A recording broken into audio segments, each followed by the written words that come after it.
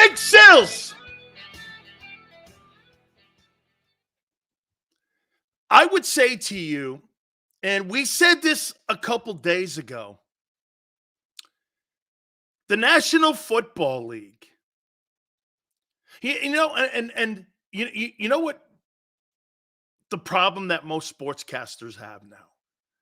Do you know what they immediately do to their shows? They implode it. Do you know how they implode it? They start talking basketball and baseball.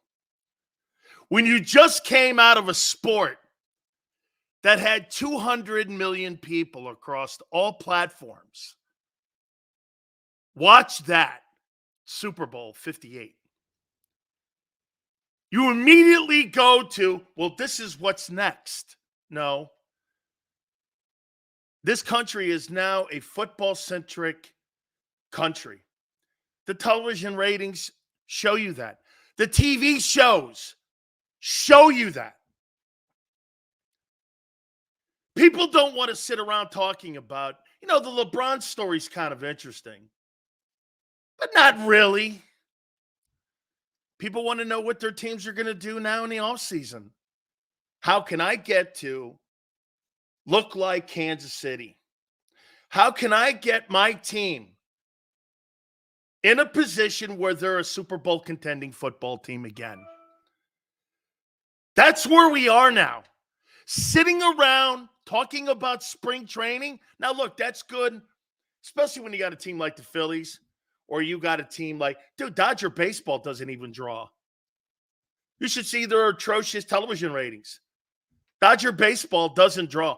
Baseball is without a doubt regionalized because of the networks they have. Football is across all platforms. It'll never dry up. Plus, the NFL does a great job with its content. It's spectacular. So look at this. I have 35 pieces of paper here with content on it from football. I mean, no doubt, they now run the sports world.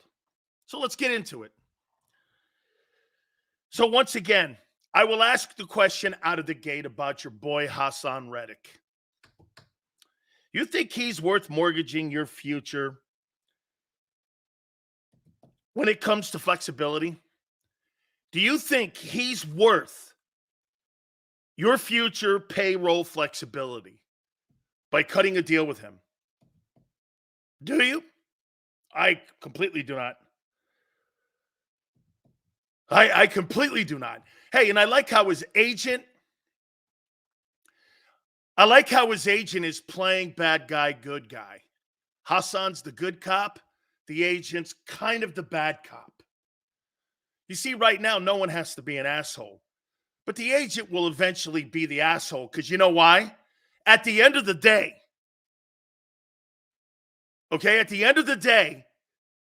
it comes to a point where someone has to say, what are we doing here? And that's when the money gets conversation going. The money always ends it. Hassan Reddick wants, I love Philly. Hey, it's the best place. I was born at the NovaCare Center. My mom conceived me at the NovaCare Center. Oh my God, I love it here in Philly. It's the best thing on the planet. Oh my God, I love it here. I wouldn't want to be anywhere else. Yeah, well, I got 15 million reasons that I would say the same shit. I'd play on Pluto. Hey, I'd play on Pluto. Right? I mean, 15 million bucks. And everyone's like, I love the way that Hassan's playing this. Dude, this has nothing to do with the Eagles. This has everything to do with that $15 million. Everything to do. Okay? Everything they do is about money and about the money that he's making. He's in a good place right now, Hassan Reddick. He could sit around and talk that shit. I love it here. Who cares where you're playing? Long as you're making $15 million. Dude, I love it here. What if they ask you for a pay cut? Dude, he is not worth your payroll flexibility. He is not worth that. And I think the Eagles have made it clear to him that this is the direction they're heading. Maybe they haven't made it clear yet. Because what you don't want to do before free agency, before you see the guys and what market value is for some of these other dudes, you really don't want to kind of show your hand right now because it hasn't officially started. So do you see it ramping up? Everybody, Derrick Henry's people are talking. Everyone's talking now. I like how these negotiations are going. Okay, let's get into it here. I hate to do this to you guys. Man, once again, your guy Jalen Hurts, no one thinks shit of this kid. It's funny. Tone and I yesterday were putting together a top 10 list on quarterbacks in the NFL. And I'm going to take a sports page. And this is, again, I mean, this guy has one, you know what? Maybe they're not far off because you know why? Hurts hasn't done enough to consider him one of the better quarterbacks in the league. He's only had one good year. He's going into his fourth year starting. Now, do I think he's as low as this guy has him on the list? No. Or these people or this website? No, I do not. However, I think the national media look at Jalen Hurts. This is a guy that was in the MVP conversation halfway through the season. And here we go. So this website here,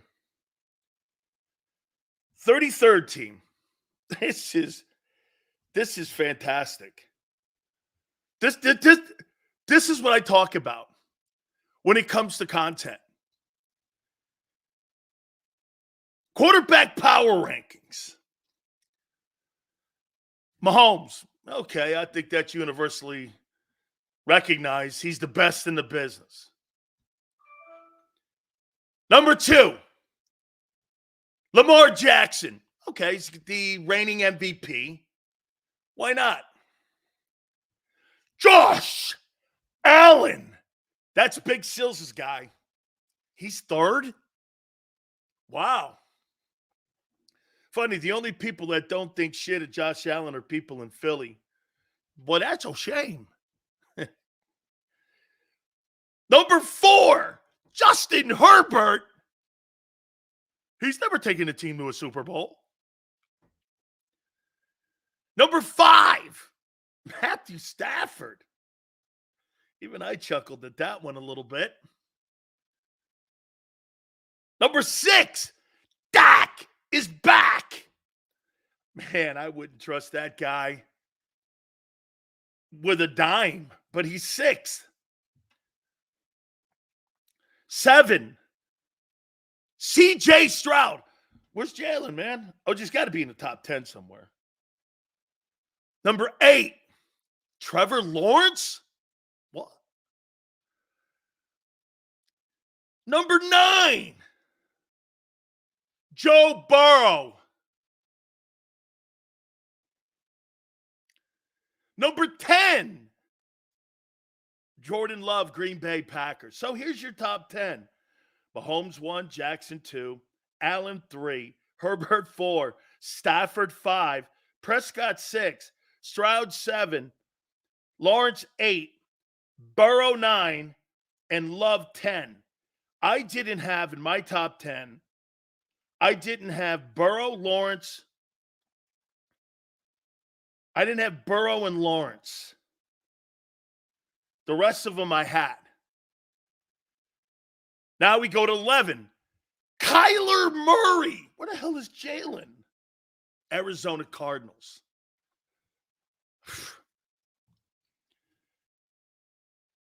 Number 12. Oh, my God. Geno Smith.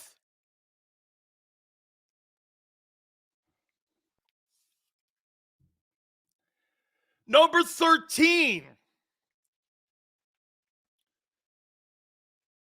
Kirk Cousins.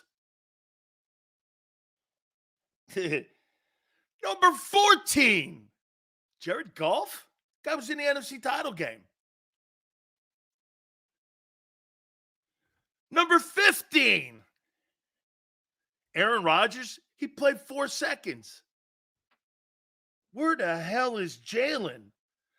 Number 16, Anthony Richardson. Okay, we're down to 16. Where's your boy Hurts? Hurts season. Where is it? Number 17, Jalen Hurts. Oh, my God. This website took a shit on Jalen. They've got Anthony Richardson, Kirk Cousins, Geno Smith, and Kyler Murray ranked ahead of your guy. Hurts is ranked ahead of Purdy, who's 18. Tagovailoa, who's 19. Mayfield, 20. This is stuff that I'm talking about. Jalen has to reprove himself again. The only thing he has right now is his money. I don't think that website is alone in how they look at him. Now, look, do the players look at Jalen like that? No way. I do not believe that. I don't. Geno Smith ahead of Goff. Jared Goff not in the top 10. That list immediately lost credibility. That's my guy, Tone. By the way, John McMullen will join us at 3:30, Tone at 4:30. What do I think of that list? I don't give a shit about the list. But what I do give a shit about is public perception and how people see Hurts now. People have been waiting for Jalen Hurts and Brock Purdy. Look how far Purdy is on that list. The guy had one of the best quarterback seasons in the league. He lost the Super Bowl. Didn't play superstar in the Super Bowl. He played okay. I saw people posting this too. He did not play at the level Hurts played at last year. I thought Brock Purdy was good, but was he Jalen Hurts good? No. Come on. I may give Jalen Hurts some shit, but let's be fair. I mean, if you're going to give Hurts shit, kind of has some context to it. I mean, Hurts is would we not make this comment? Jalen Hurts' greatest football game that he played in was the Super Bowl. And I know it's a loss and it sucks. But would we not say this? Jalen Hurts, his best game he's ever played is Super Bowl 57. Would you not say that? For what the game meant? What he did in it? The scoop and score sucks too, I get it. So maybe you kind of maybe back up on that a bit. But that has to be one of his greatest games he's ever played. Purdy outplayed him? I don't think so. Look, and this is me. I'm a critic of Jalen Hurts, but Brock Purdy did not outplay Jalen Hurts at Super Bowl 58. He did not. I have to say that. Exactly. I'm glad you said it first. The world was waiting for Purdy and Hurts to stumble. Yeah, look at where they're ranked. You know why? They're not first rounders. They're not first rounders. And again, I don't give a shit about a list. I give a shit more how, dude, the league looks at Hurts and Purdy. Can I tell you this? The only reason that Dak Prescott, okay, the only reason that Dak Prescott gets the love he gets is because he's the Cowboy quarterback. And it doesn't matter where you're drafted. You could be the last player taken in the draft or a free agent like Tony Romo. Doesn't it? Tony Romo was on network television calling Super Bowls. He was no first rounder. He was a UDFA. This guy had the same distinction as TJ Edwards. But he's revered like Aikman. You would swear he's got Aikman's resume. That's because he's the Dallas Cowboy. It's the only position in the NFL at quarterback that it doesn't matter where you're drafted because you're the Dallas Cowboy quarterback. But if you're the Philadelphia Eagle quarterback and you stumble, you're back to the back of the bus. Just like every other guy not drafted. Like Brock Purdy. Brock Purdy's at the back of the bus. Hey, sorry, we're who you thought we were. No, not really. System quarterback. That's the stupidest thing. All these quarterbacks, there's 32 systems. Because you tailor a system to Jalen. Hey, what happened to the system this year with Hurts? What happened to the system? I thought they had a system. Oh, Hurts is not a system quarterback? He had Shane Steichen's system that he made for Hurts, and they couldn't duplicate it. That's what happened.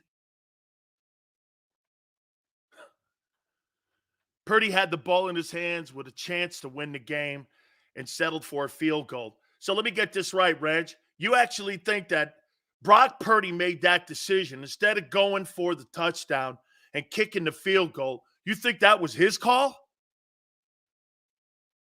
Hey, this just in. Kansas City's good on defense. You had to get points there. The problem was taking the ball and not deferring it. That was the mistake. Not kicking the field goal. You have to take the points in overtime. Why would you not take the points? It's a dumb take. If you take the football, you have to take anything you're given at that time in overtime. So what are you going to do? Kick it off? And all you have to do is what? You ensure Kansas City has to go half the length of the field to tie the game up instead of have to go the entire distance. Do you understand what Shanahan did by doing that was that he gave Kansas City exactly what they needed. They only had to go half the field to kick a game-tying field goal anyway. So they knew we win it with a touchdown. You took the element of chance away. Hey, you have to figure it out. The pressure's on Mahomes. But you see, here and here was the problem. I gotta get it. Mahomes went on a giant drive to tie the game up, right? They went on a giant drive. I think that defense was gassed. And I think that's why they took the ball. Okay? He may not have known exactly the rules of overtime, but wasn't that, what a tone or someone, could someone tell me? Was that thing like a 13-play drive at the end of the game? I think that defense was gassed. And they wanted to get the defense off the field and give them a rest so that they can give them a shot to at least have some sort of gas in the gas tank when it came to defending Mahomes in the overtime. That's the only reasoning I can see why you take the ball, is because at the end of that ball game, okay, at the end of that ball game, that they had to give that defense some rest. It was an 11-play drive at the end of the fourth quarter.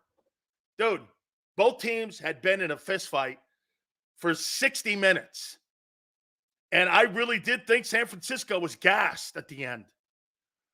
And so what are you going to do? You're going to put that defense, after going an 11-play drive at the end of regulation, you're going to put them back on the field again? It's the only reasoning to me that makes sense why they took the ball. Is because I think Shanahan thought, got to get him off the field, got to give him a chance to defend. Okay? Now, you could have called timeout too. And you could have called timeout after the first down to give your team a little bit of a rest. You could have done something like that. But I think they did that. And, hey, do I think some of the players didn't know the overtime rules? I probably think some of them didn't, okay? But I would also say that you had to get that defense off the field.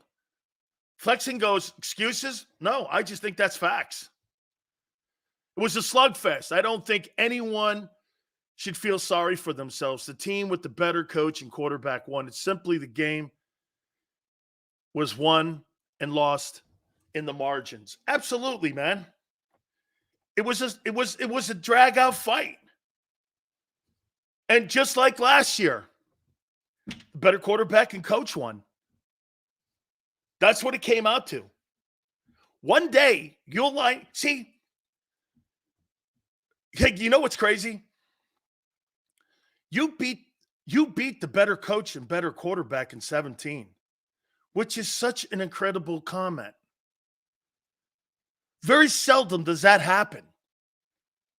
You beat the best coach and the best quarterback in NFL history with a backup quarterback and Doug Peterson. I think that shows the greatness of Peterson and that coaching staff you had. I think your coaching staff was superior to Belichick's coaching staff. Bill may be a great coach, but I think the Eagle coaching staff in 17 was better. That's why you won. And that's why you lost in 22. Because you didn't have the better staff. Kansas City did. With Spagnuolo and Andy calling the plays. And Mahomes firing the pistol. Okay? That's what won. That was the difference in that game.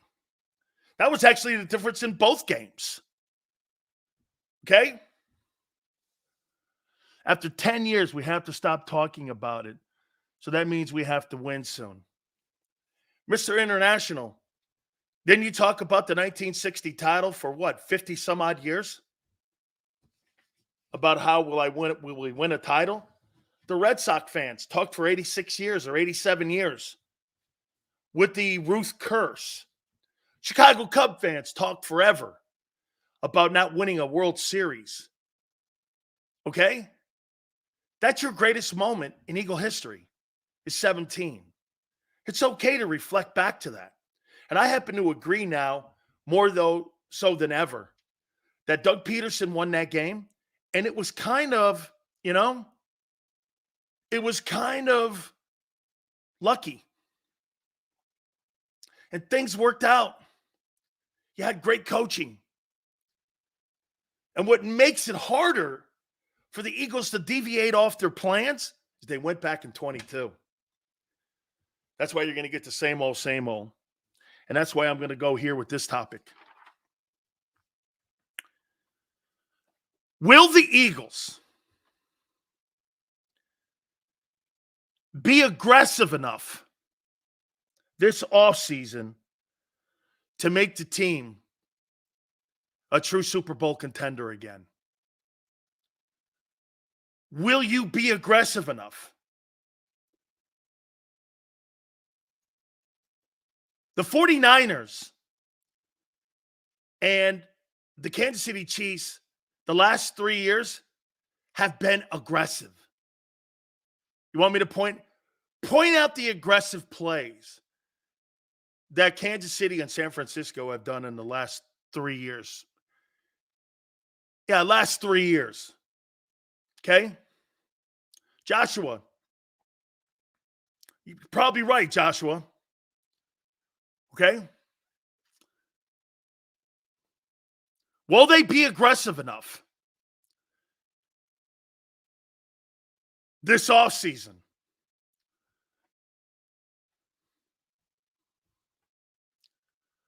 Sills, with 10-1, you support dude who trashed his teammate the day after the game. I'm not sure what that means.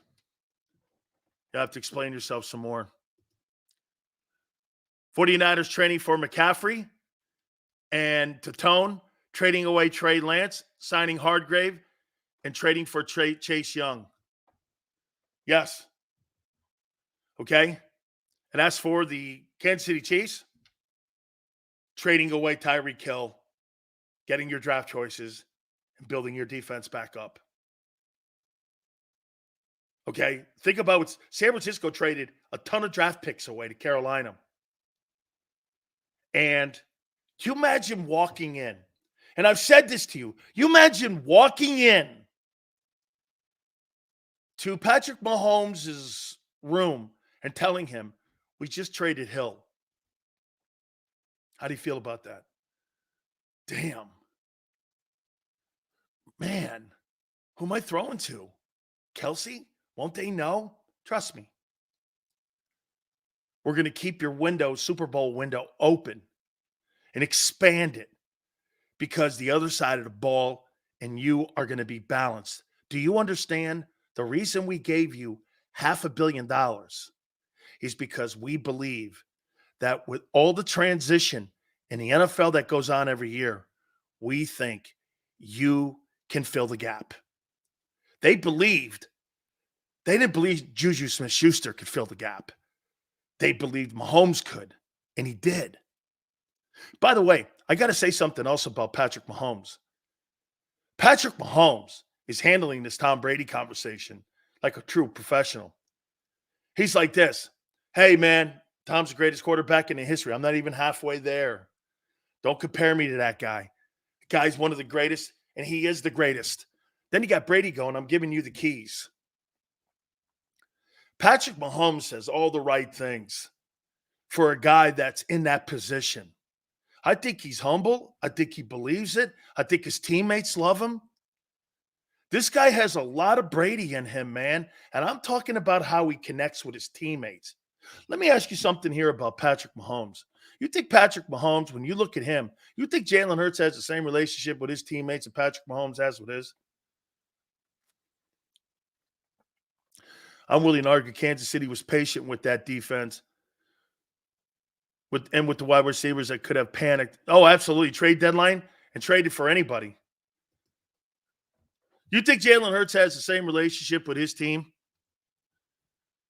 that Patrick Mahomes does with his teammates? This is nothing to do with ability. This is to do with connectability.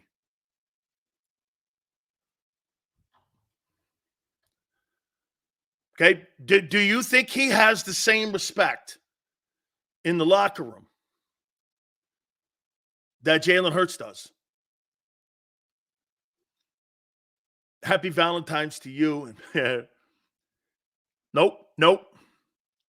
That's saying something. Nope. If they trade AJ and Jalen has another bad season, I'll say a lot. It'll say a lot about him. Hell no. Eagle coaches were soft this year.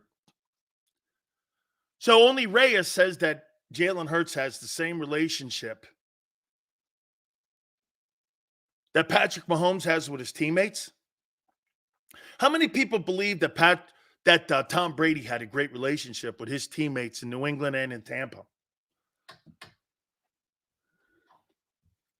Okay?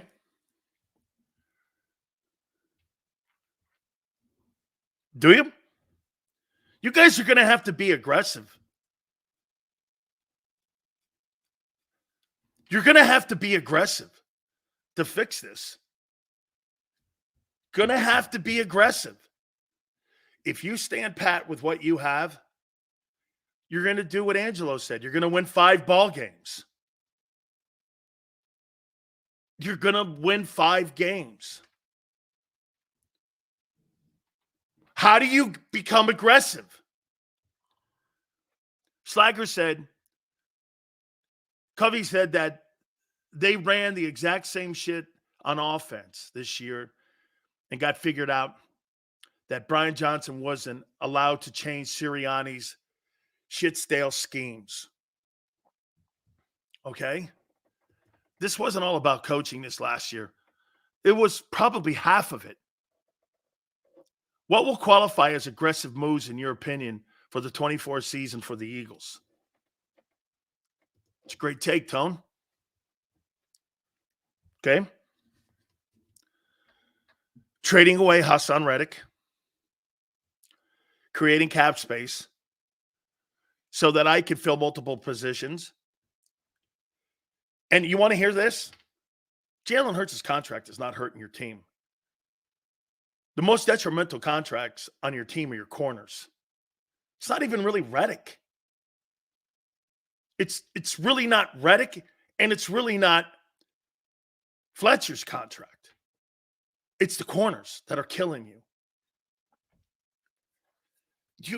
You've got to either eat the money, but then if you eat the money, you can't make moves. You're kind of stuck here. This is going to take all of Howie's powers to figure this Rubik's Cube out, because those corner contracts are killing you. You've got to do it. And by the way, you can't eat the money and cut them, because if you have dead cap money, you're done. Brady might have not had the best relationships with all his teammates, but they respected him. I think Brady had great relationships with just about each and every single one of them. I've never heard anybody say any talking shit about Tom Brady outside of that idiotic Antonio Brown. I've heard a ton of people talk shit on Aaron Rodgers. Then again, to be candid, I've never heard anyone talk shit on Jalen. I've never heard it. For them to be aggressive and to get back into a Super Bowl window, it's in Denver. You've got to land him. Nobody in the draft is going to help you. Nobody in the draft is going to help the Philadelphia Eagles get back to being Super Bowl contender. You're not a Super Bowl contender on February 14th, Valentine's Day. You are not a Super Bowl contender. How do you get back to being a Super Bowl contender? You've got to get surefire things and can't miss. You've got to create cap space to get Surtain in the building. And in my opinion, you sign Chase Young. You put him on the other end of Josh Sweat. You go into the draft. You draft a corner, and you draft an edge rusher, and you draft a linebacker. Because, folks, they're going to go to battle with Nakobe Dean and Zach Cunningham. You've got to land on a linebacker in the college ranks, and you got to land on a corner in the college ranks. At the end of the day, you also have to restructure somehow. Bradbury, I think Bradbury and Slay have massive leverage over the Eagles. If the Eagles had $40 million in cap space, they wouldn't. The two players that have the most leverage on Howie right now are James Bradbury and Darius Slay have more leverage than any football players on that football team right now. You know why? Their dead cap money destroys you. Destroys you. Chase Young is lazy. You must have missed the Super Bowl, kid. You must have missed the Super Bowl. And by the way, MG, Brandon Graham is finished. He has nothing left.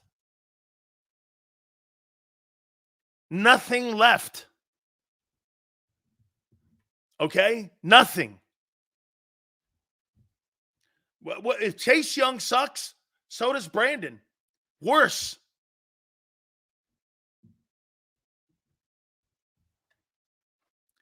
The only way you have to be aggressive here. Status quo business, you're going to win 5 games. I say you're in between 5 and 8 games this year. Okay? Hey, Sills, I'm sure Mahomes doesn't walk into a room with Reed and think he's got more power. Hurts just must look at Nick like a substitute teacher. Yes. That's why, but Jalen needs to be more of a leader in the locker room because he doesn't have a leader at that coaching position. And when you're isolating him like the Eagles do, it's kind of hard to have leadership in your locker room. Get this. This is what the Philadelphia Eagles management has done to Jalen Hurts. They've not only clipped him on the field, but they've also neutered him in the locker room. Your coach is a substitute teacher, and your quarterback is isolated by the franchise. And by the way, you know what that was? That's not from me. That's Jeff Kerr saying that. When you walk into a locker room, he's just not accessible. He said it. I didn't. How can you have leadership when you're not accessible? And then Britton Covey tried walking that back. And then the other day, when he's on Radio Row, he's telling people, hey, guess what? It was a disconnect between the players and coaches. Well, shit. Everything kind of lines up now.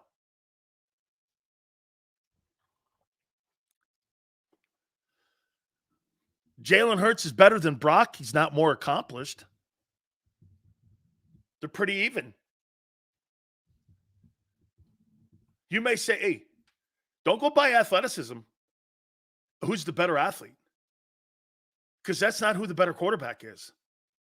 Like Brady and Rodgers. Rodgers is the better player.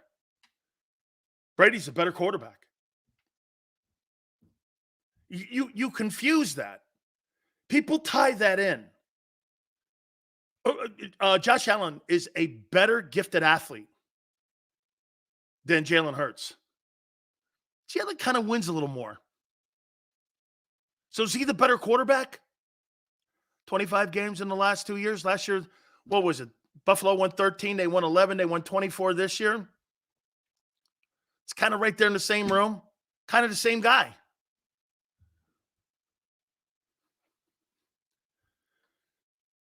Big Sales, how you doing, my friend? Lori and Howie think these new hires are going to help Sirianni get the locker room back. Dude, the only thing that gets the locker room back is results. They got to get results. Okay? Sills, can you get Surtain for 3 second-round? No. Denver wants ones. He's ones. Don't go there, guys. Don't try. You're not going to get Patrick Surtain like you didn't get Christian McCaffrey.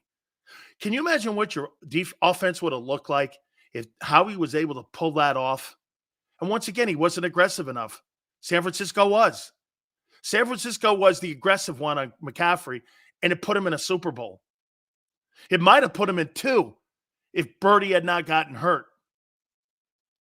Like I said yesterday to you, Christian McCaffrey, in his 33 games since he's been a Niner, has scored 39 touchdowns in 33 games as a San Francisco 49er.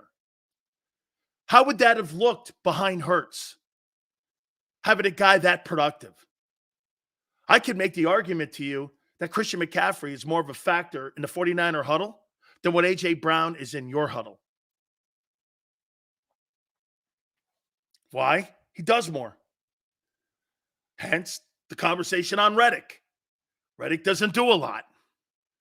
He pass rushes. That's it. And I took into account last night what Tone said. Is he the norm? Again, edge rushers are different in certain 43s and 34s. See, he's more, in my opinion, Reddick is more of a 34 guy than a 43 guy. Okay?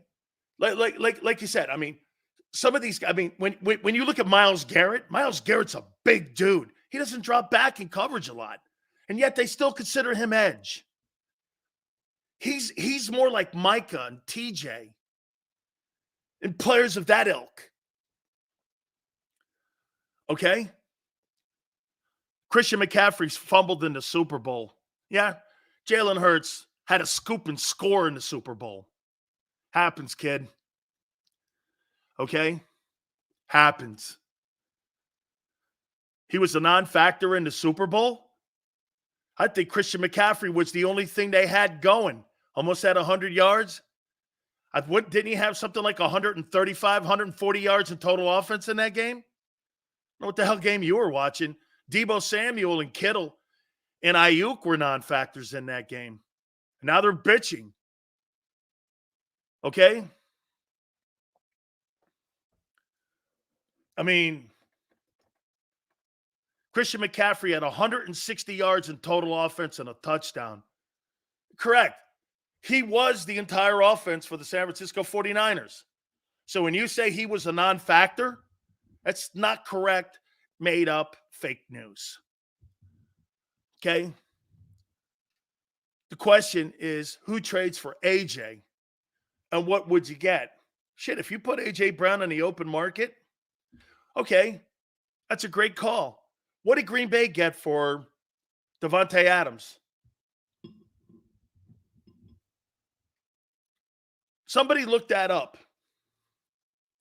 Jennings was great. He was. What did the Packers get for Davante Adams? You can make the argument that McCaffrey trade immediately put them in. Yes. McCaffrey is solely responsible for that Super Bowl berth. And I can make the argument again that McCaffrey is responsible for putting the 49ers in 2 straight NFC championship games.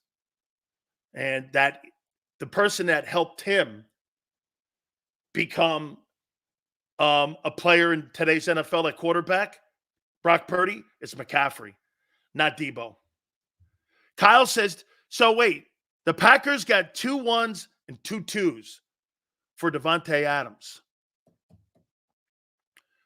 Whew. What could the Eagles do with 2 1s and 2 2s to rebuild your defense? Christian McCaffrey has more value than Debo, Kittle, and Ayuk combined.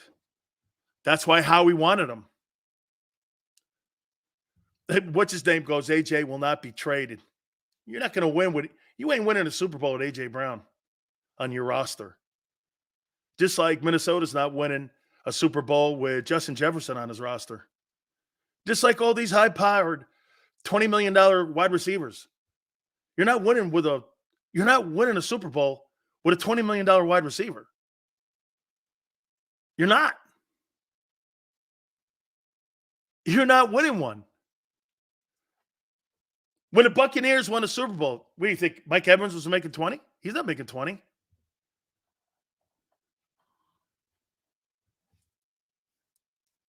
Kupp got his money in the offseason after they won the Super Bowl.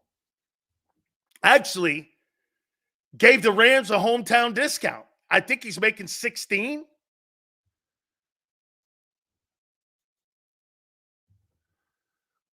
I mean,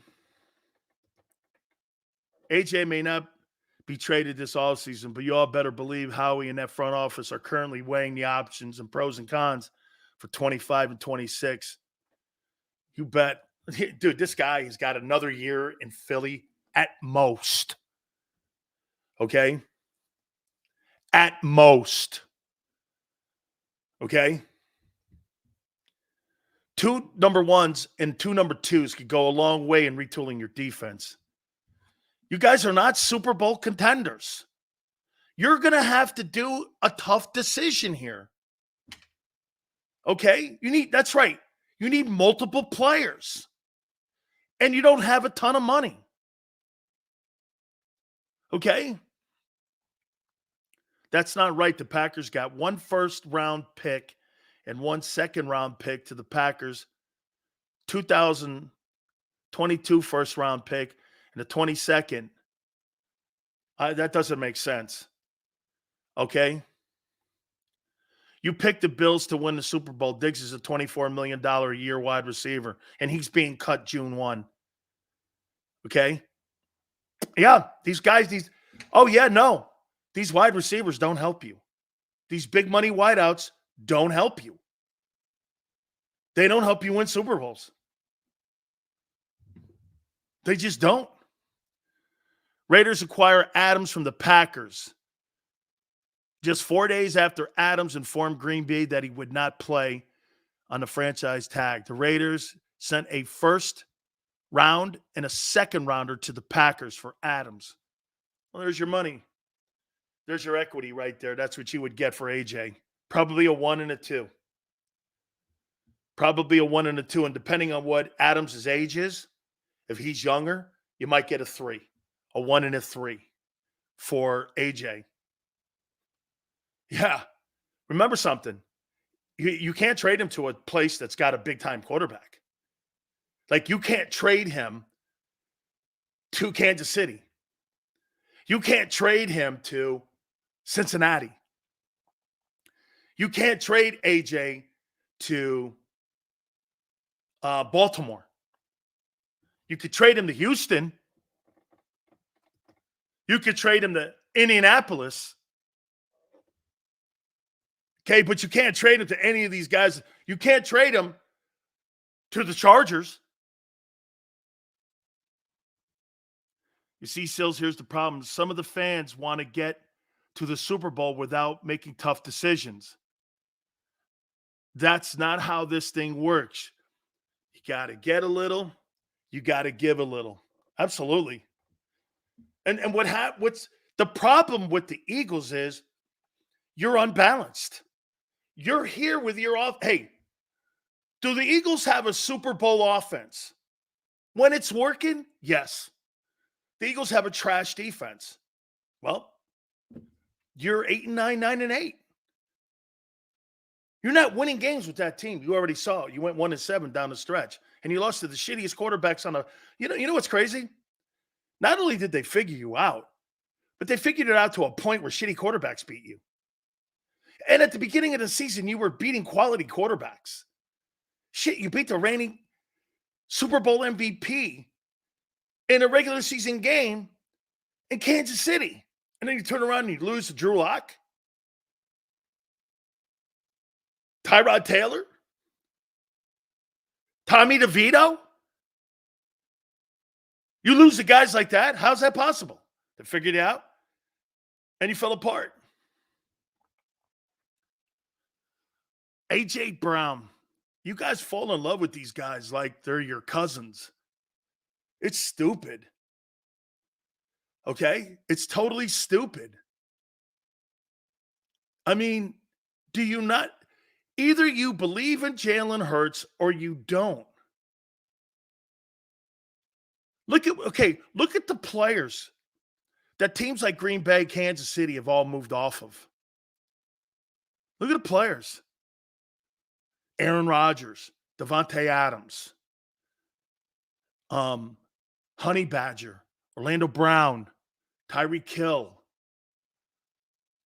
Look at the players they've moved off of, and they're better. Look at Seattle. They're better. Since they moved off of Wilson. You think Denver's better than Seattle? I don't. $50 million means they believe in Jalen. Really? L. Jennings, the $50 million is as much of a rouge as your 10-1 record was.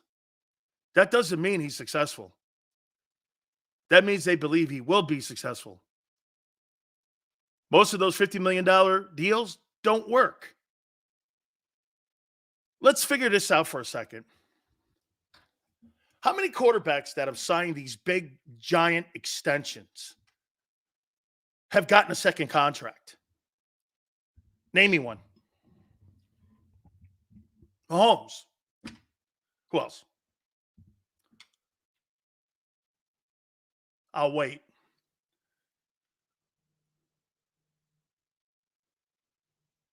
What? Name me one. Of the $50 million quarterbacks, got a second contract.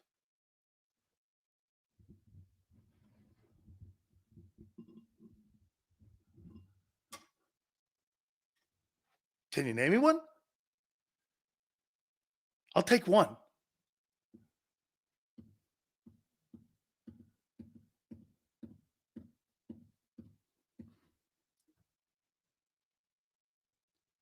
Guy is signed 38 to 39 and they got a $50 million deal. Can you name me one? No. Josh Allen was on a rookie deal. Matt Stafford? Matt Stafford's not making $50 million. Matt Stafford's making in the $30 million range. Isn't he making 38? Yeah, I don't even believe he's making 40. Most of the $50 million guys just got those deals, but I definitely understand your point. When you pay the quarterback big money, you better hope it's the guy. Most of those deals don't work. Think Kyler Murray's going to fulfill his deal? You think he gets a second contract? Josh Allen's making 50? It was an extension. So?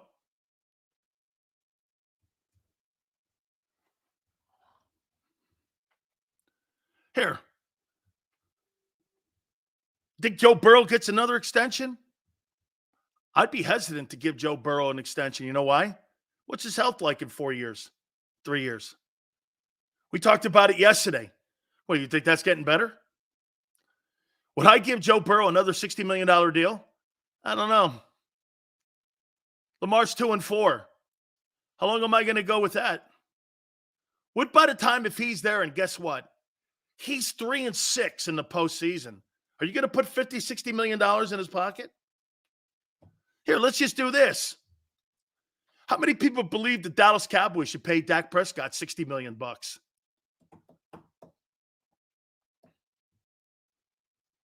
How many people believe we should pay him 60? Aaron Rodgers? Aaron Rodgers.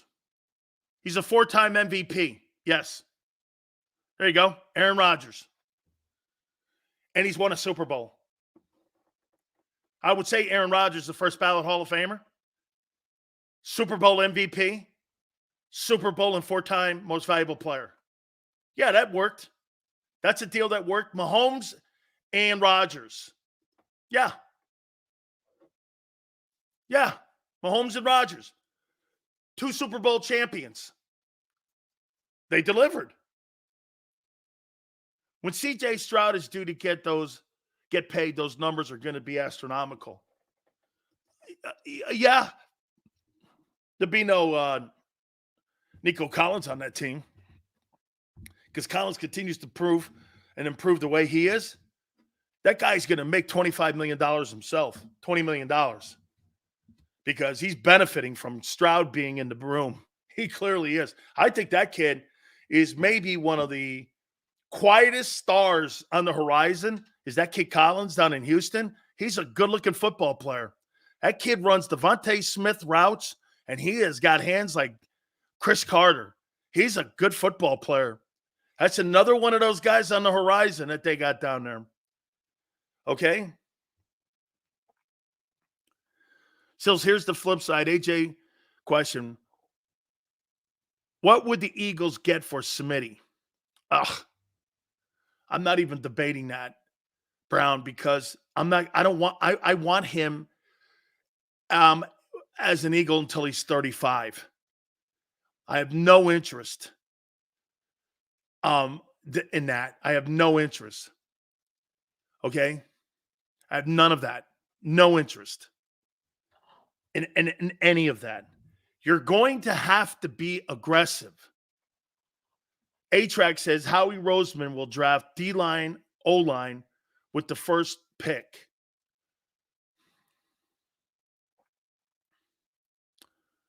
It's not horrible. They use thirds and needs, mostly like running backs, DBs, and LBs. A-Track's an Eagle fan, isn't he, Tone? He'll never sign a running back unless friendly rip-off deals. A-Track's an Eagle fan because that's pretty much their operation and how they work. Okay? That's pretty much how they do it. Trade AJ for the Broncos. Dude, I actually love that. Would you trade A.J. Brown for Patrick Surtain? Man, I love that. What a great topic. Straight up. Would the Broncos do that? Would the Broncos do that? A.J. Brown for Patrick Surtain. Would Denver do that? Yeah, he's 24. And that's more of a critical position on winning Super Bowls. Ask Kansas City with their 2 corners. Dude, cornerback is more valuable than wide receiver. Do you not look at these big money guys? They don't win Super Bowls. Great cornerback played us. Jesus criminy. You don't actually think wide receiver is more valuable than a corner who has to play with his back to the game the entire time? You're out of your tree. The Denver would have to make that decision. A.J. Brown is not more valuable than Patrick Surtain. You're out of your mind. Ask any NFL guy. Corners are more valuable than wideouts. What are you, crazy? Wideouts. Those big money wideouts don't win Super Bowls. If the Eagles approach this offseason like the last with the same formula and philosophy, they will win 5 games. How we must be aggressive completely. You know what? And to Tone, your point, it's got to either involve Hassan or it's got to involve the DBs. Something has to give if you're going to retool, because you're not in a healthy environment when it comes to here's the problem. Even if he gets all the picks, he's qualified. Maybe more than ever has. Oh no. You're running. Listen, this is all about Hurts. This is all about Hurts. Hurts would probably pay on AJ to stay. No, he wouldn't. So you think Clutch Sports is going to go, here's $10 million to stay? Come on, man. Okay? Come on, man. Would love to see the money for receivers become similar to the running backs. Brian? You see, you got to remember something, Brian. Why do you think the numbers at wide receiver, when it comes to salaries, and the wide receiver position has exploded over the last 10 years? Fantasy football, gambling, prop bets, the fantasy football with guys getting huge numbers. Running backs, they don't last long. Receivers, it's part of the game. Big scoring. That's why the rules have changed. Most kids coming out of college today, used to be running backs were a big premium coming out of college. There's still big-time running backs coming out of college anymore. Not like there used to be back in the day where you would have tons of running backs. Eric Dickerson, Adrian Peterson, Derrick Henry, all these big-time backs that would come out all in a bunch. You don't see those guys coming out anymore. How many first-round running backs have been drafted in the last 10 years? 5 in the first round? Back in the day, they were littered everywhere. It's not the position it used to be. Shit, man, how many wide receivers were taken in this past draft? How many wide receivers were taken in? What do you say that there's a minimum of 10 wide receivers taken in every NFL draft out of the 32 picks? There's a shitload of wideouts that are drafted every year in the first round. First 3 rounds, they're littered with wideouts. The 65% of the Pro Bowlers that are in the league today were second-round picks and not first-round picks. First-round pick, the Denver draft defense in the second. You got to land something that's going to change your landscape and give you a facelift on defense. You've got to. We're going to talk to John McMullen about this, about being aggressive when it comes to doing something, because there's multiple holes here. Would we not agree? Both safeties need to be addressed. Both corners have to be addressed. I'm not saying getting rid of anybody here. I'm talking about what you're looking at here. Would we not agree the whole back end has to be looked at? Free and strong. CB1 and CB2. Both your linebackers. Okay? That's 6. You have to replace Graham. That's 7. You have to get help and depth at both. That's your depth. That's 8, 9. You've got to figure out what you're doing with Fletcher. You got 10 critical decisions to make on what you're going to do. And then you got to just figure out what you're going to do with Reddick. Your football team's not a complete rebuild, but your defense is. It's in a complete rebuild. Get this. What I don't get is you're philosophically not going to change how you approach your defense in games, but your entire roster's changing over on that side of the ball. Whew. And you think that's going to be an overnight change? That Tinkerbell's going to come in and wave her wand and all of a sudden you're a top 15 defense? Man, that's really aggressive thinking. You're more optimistic than a lot of people are. You get this. You guys changed out, what was it, 4 players last year and your coordinator, and it was a train wreck. You've got to make 10 to 12 different decisions on defense. Okay? And you change your coordinator. And yet you think that is going to be more conducive to success than what it was a year ago. And you won 11 games.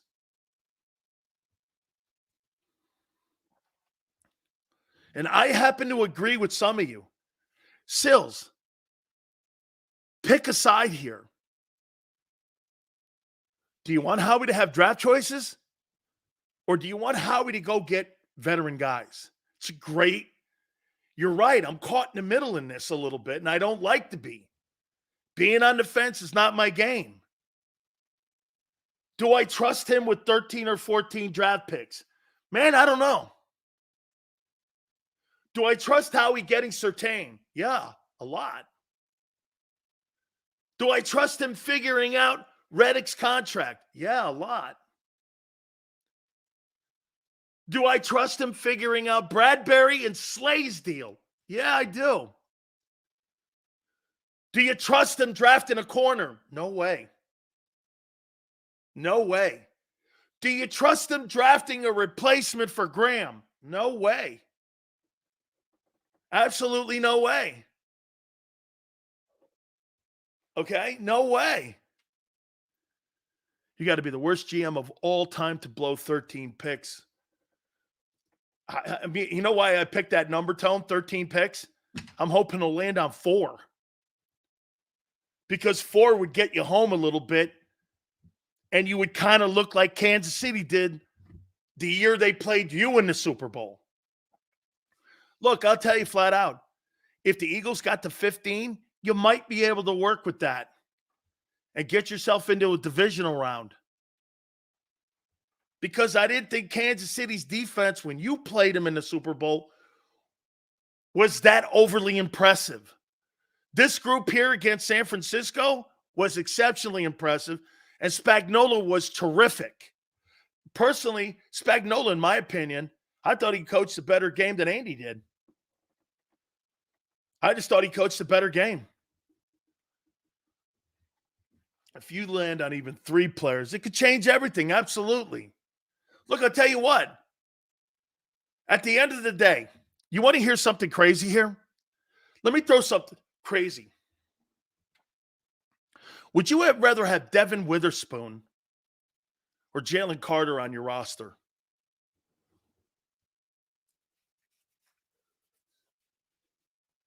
By the way, I love both players.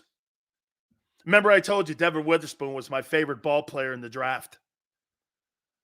Sills, don't you agree the defense can't get any worse than it did last year? If we make just the obvious changes needed in a competent DC,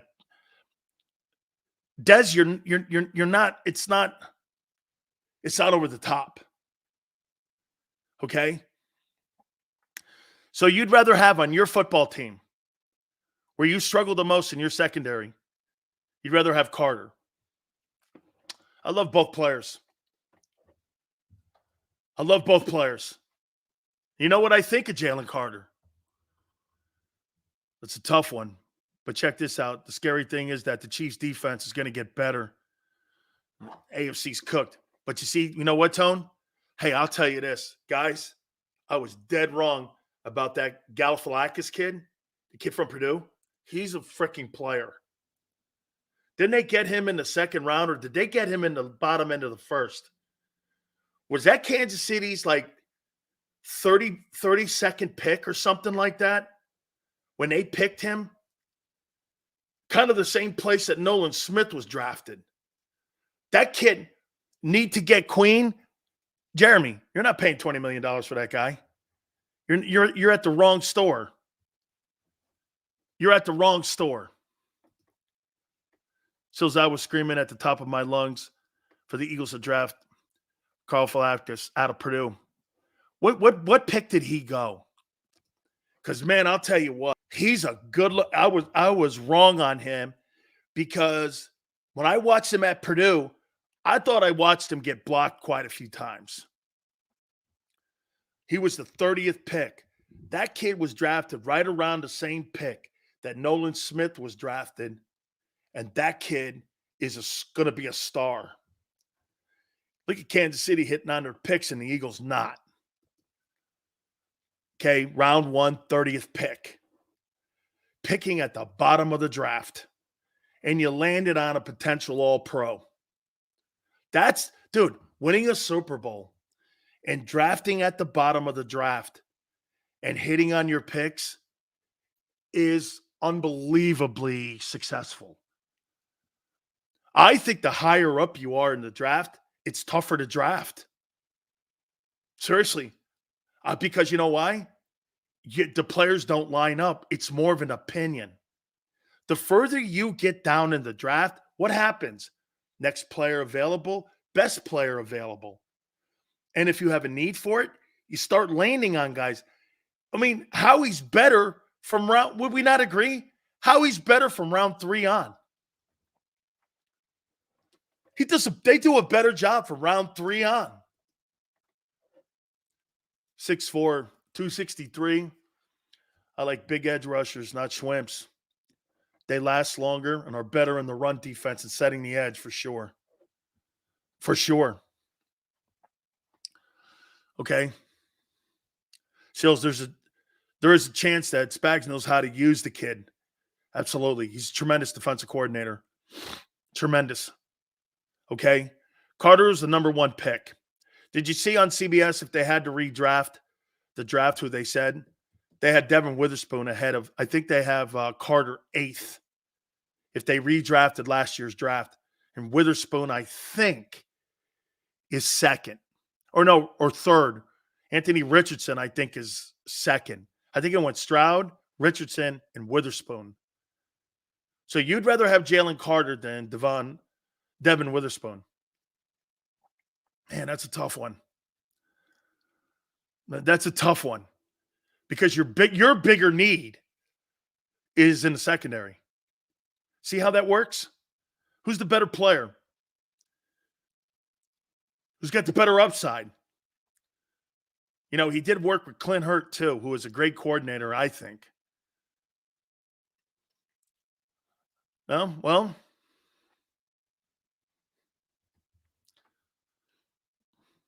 I'm just saying, man. How about this? If you had the draft right now with what your football team looks like today, you would take Jalen Carter still over Devin Witherspoon right now. What do you have more of a need of? Jacoby Dean was a 3rd rounder, and he's a bust. Yeah. Josh Sweat was a 4th rounder, and he's market value is worth $22 million. Okay, I mean, yeah, that's a tough one because they're both, I think, with great upside and great players. I do. Okay, it starts up front.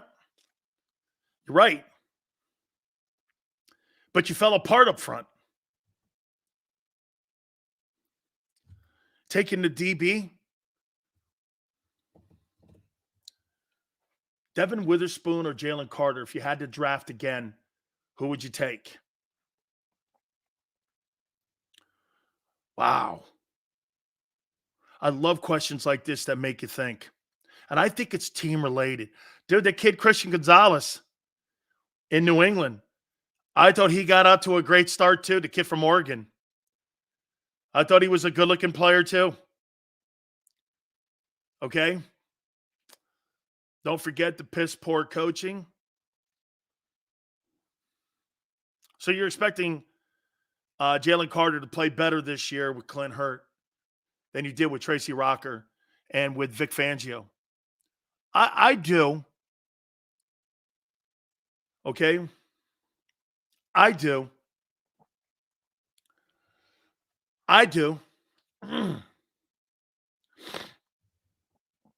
I do. We're going to talk to our friend John McMullen at the bottom of the hour, and we will get his thoughts. What was the question here? Says, I got a question for you. When will you go to the gym? When your mom comes over and picks her shoes up, that's when I'll go to the gym. How's that for you? Hey, hit the like button. Big Sills is here. Keep it here on the National Football Show, baby.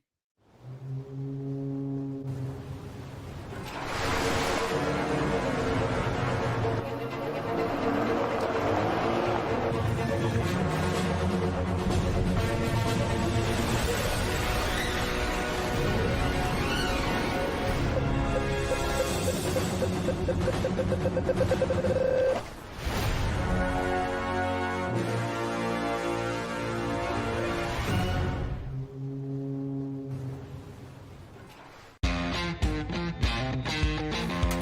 for the pulls and the pools.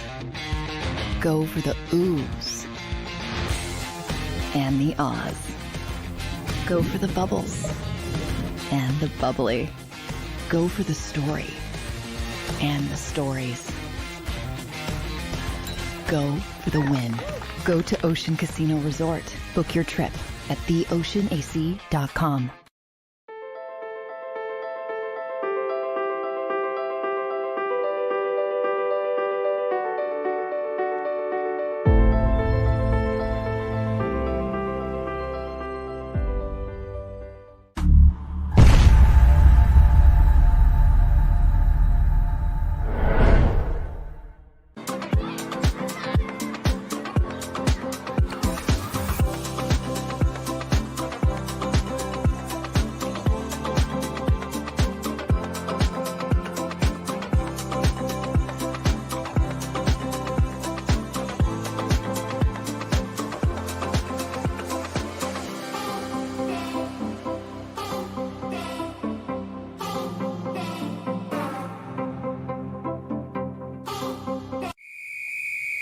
Underdog Fantasy has a way for you to play alongside your favorite football team all season long with their Fantasy Pick'em game. You pick between 2 to 5 players, select whether they'll go higher or lower on one of their stats, then do what you usually do on a Sunday, watch the games. You can win up to 20 times your money in a single game by going 5 for 5. It's a fantasy game, and the Sports Betting Show wants you to get involved. Go to UnderdogFantasy.com. When you sign up, use the promo code WIN, and Underdog will double your first deposit up to $100. That's UnderdogFantasy.com. Use the promo code WIN. Go for the win. Go to Ocean Casino Resort. Book your trip at theoceanac.com. EAGLES, Eagles.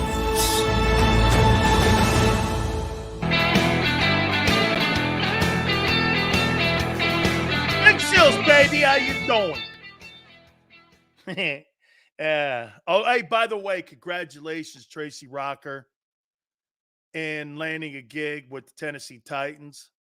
Very good stuff. Denard Wilson hiring him. Heck of a coach. Just got caught up in the collateral damage known as shitty coaching Nick. I mean, good coaches, they don't go unhired. Tracy Rocker, by the way, you know, you could say all you want. Tracy Rocker recruited your 2 defensive tackles at Georgia. Okay? He recruited Jordan Davis and Jalen Carter. He was the D-line coach at Georgia there. So before you start talking shit on the guy, he's the guy that recommended your 2 D tackles. And that scheme sucked, especially when Patricia tried to make them go to two-gapping. Those 2 guys aren't two-gappers. They didn't two-gap in college, and they're not two-gapping tackles. They're one-technique players. Take it from me. Two-gapping, that's not something I ever did until I got to the NFL. You're a hammerhead when you're a two-gapper. You're a guy who you're not being counted on to do anything when you're a two-gapper. And how many people were telling me, Gary Cobb was saying this, man, they're telling us to two-gap now. You know, those guys were having more success when they were getting up the field, getting penetration in the backfield, knocking guards off plays. And they changed the entire game when Patricia got in there because he's a traditional 34 guy. Okay?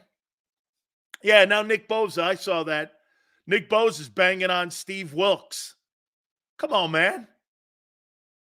I didn't think Steve Wilkes called a bad football game. I think Patrick Mahomes and Kansas City played their asses off. It's a good football team, dog. They're good. Kansas City is, you know what I think happened to people? Kansas City got better by the end of the year. And I don't think people realized how good that defense was. I think when you get into a game with Kansas City, I think you're shocked how good that side of the ball is because everything is centric on the quarterback. And I think when you get in there, I'll tell you what, I think Kyle Shanahan, I think he was shocked how good they were. I think he was shocked how good they were and how opportunistic they were on that side of the ball. Okay? Steve Wilkes was not the reason they lost that game. They've been throwing Wilkes under the bus all damn year. Hey, man, he's a damn good coach. I thought hey, by the way, he put that team in the Super Bowl. They had one of the top units in the league. Bosa I thought he had 12 pressures, but 10? How about you get a sack? Absolutely. And, well, I'll say this to you. If people are going to blame Steve Wilkes because Bosa didn't get a sack, how many times was Patrick Mahomes sacked this year? 16? How many times was he sacked? I mean, the 49ers defense, how many touchdowns did they score in that game in regulation? Did Kansas City? Okay, how many TDs did Kansas City score in regulation? What was that thing? They scored 2 touchdowns? Okay. Didn't you say they would have made it back? I don't know what that means, Prince. Don't know what you're talking about. Mahomes was getting beat up all game, and they still couldn't stop him. Maybe he's good that – okay, maybe he's that good, Mr. Bosa. About time you showed up and earned that contract. Hey, here's the guys on the San Francisco 49ers that didn't show up that make big money. Him, Debo, Kittle. I mean, Ayuk was moaning. He's a 1,300-yard guy. How about Kyle Shanahan, too? He didn't show up. Okay, Kyle Shanahan, 3 Super Bowls that he's been involved in with 10-plus or more points, and he's blown them games. Now, look, the Atlanta thing is also Dan Quinn. Okay? It's also Dan Quinn. So, I want to say something here about Travis Kelce in a second before we get back onto the Eagles here. Okay? Chiefs secondary was locked in. Jay, the Chiefs secondary was the determining factor in that game against Kansas City. It was here's what won that game. You ready? The secondary of Kansas City. Kelce coming alive in the second half. Mahomes making those incredible plays. And I'm sorry, I disagree with Angelo. I think some of the situational play calling that Spags and Andy had, I think both those guys called a brilliant game. I actually think they called a better game than they did the year previous against the Eagles. Okay? I do. Let me say this about Travis Kelce because it's becoming more a little bit of a story now that we're a little bit removed from the game. Doesn't it come off a little bit about Travis Kelce? You tell me, and you know what? You guys may think I'm wrong. Gary Cobb said it on Sports Take. The league should take notice of how KC built the secondary. Yeah, but if I bring it up, everyone gets pissed off here. Because what built the secondary? What built the secondary in Kansas City? You know it. You don't want to say it because you don't want to get rid of your boy. Okay, the draft. And who did they use those picks on that they got from Tyreek? Trading at Hill.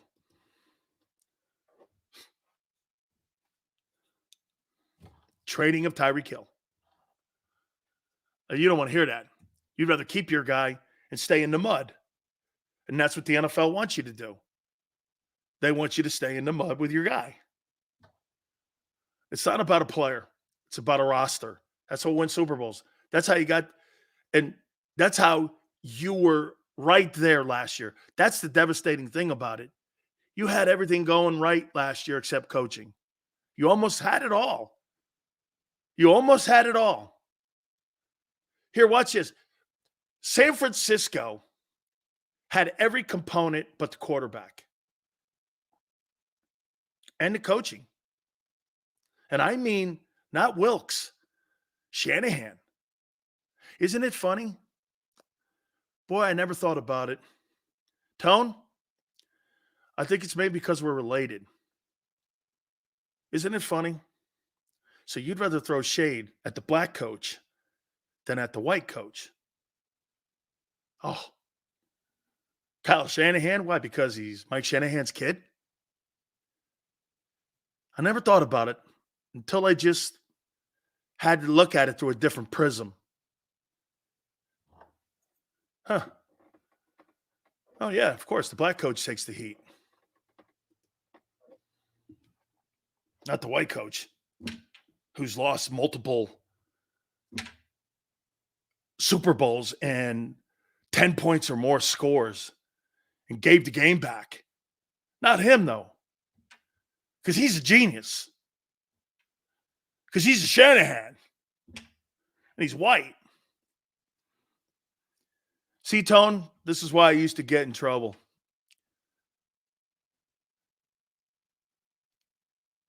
They fired him. Earlier in the day, he said that the staff, he was back in the staff. They had to have a scapegoat. Wow. They fired Steve Wilkes, and Shanahan was the guy who fucked that game up. Absolutely bullshit. What an absolute bullshit. Wasn't the right fit. He put the team in the Super Bowl. Man.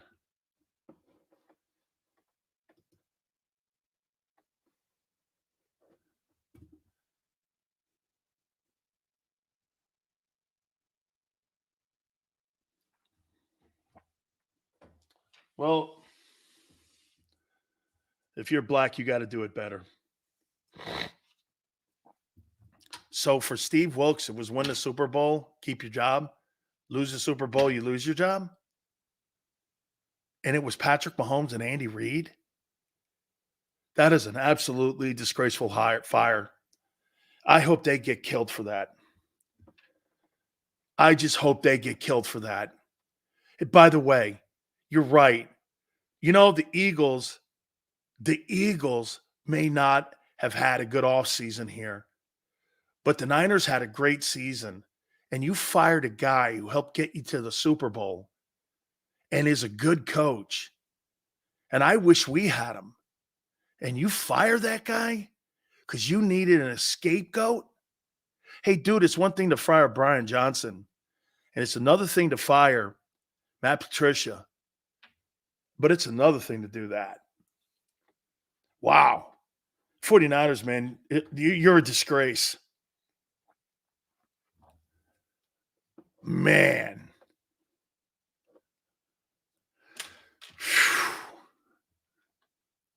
Steve Wilkes held Kansas City to 19 points for 4 quarters, and he got fired for it.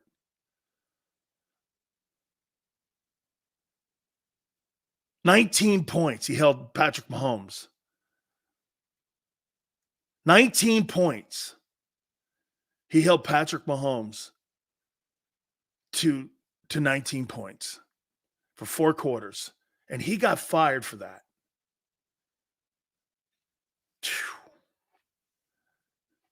It really, Tone, it can't be true.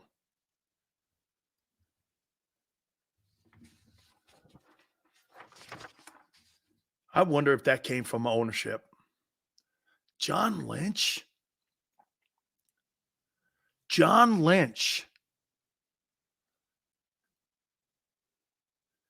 John Lynch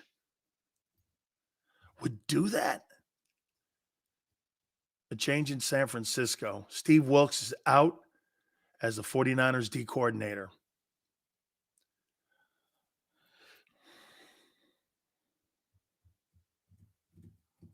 Dan Quinn shits the bed. in Dallas against Green Bay, and he gets a promotion as a head football coach with the Washington Commanders.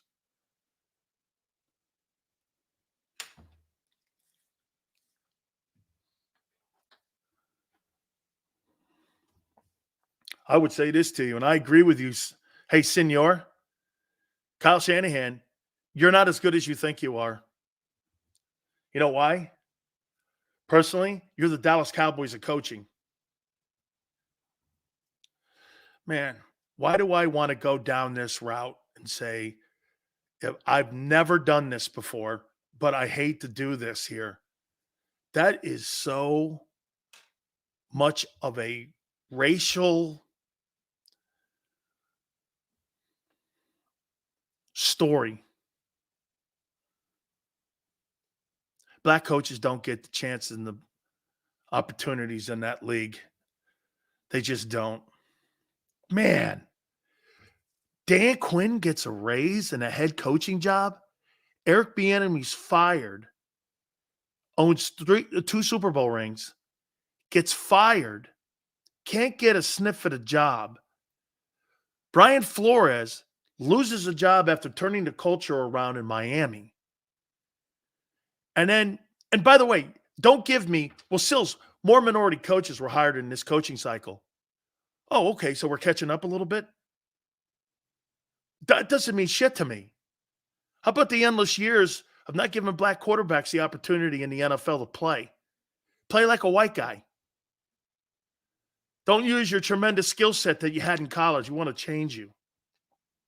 That's why black quarterbacks didn't play in the league. They wanted to play like white quarterbacks. That's such an ugly hot fire. And don't let me get going here. Because I get on a tangent with this kind of shit. That is an ugly firing that has more ramifications than you think. Because if the guy had won 4 ball games, completely, get his ass out of there. But you're firing a guy who had one of the top defensive units and held Patrick Mahomes to 19 points for 4 quarters, and you blow him out because Joey Bosa or Nick Bosa's fat mouth, who didn't show up in that game, hey, man, that's an awful fire. That is an awful fire. Awful fire. It's a bad look on the league. It's a bad look for minority advancement. Hey, don't be a black guy in that sport if you're a coach. You have no shot. No shot for 2nd and 3rd opportunities. Damn, that's a damn travesty. It's criminal. Man. You know, I used to always tell you guys this. And I used to always say this to you guys. I don't want a black coach as my head coach or any coach. I want the right coach. But you got to say it.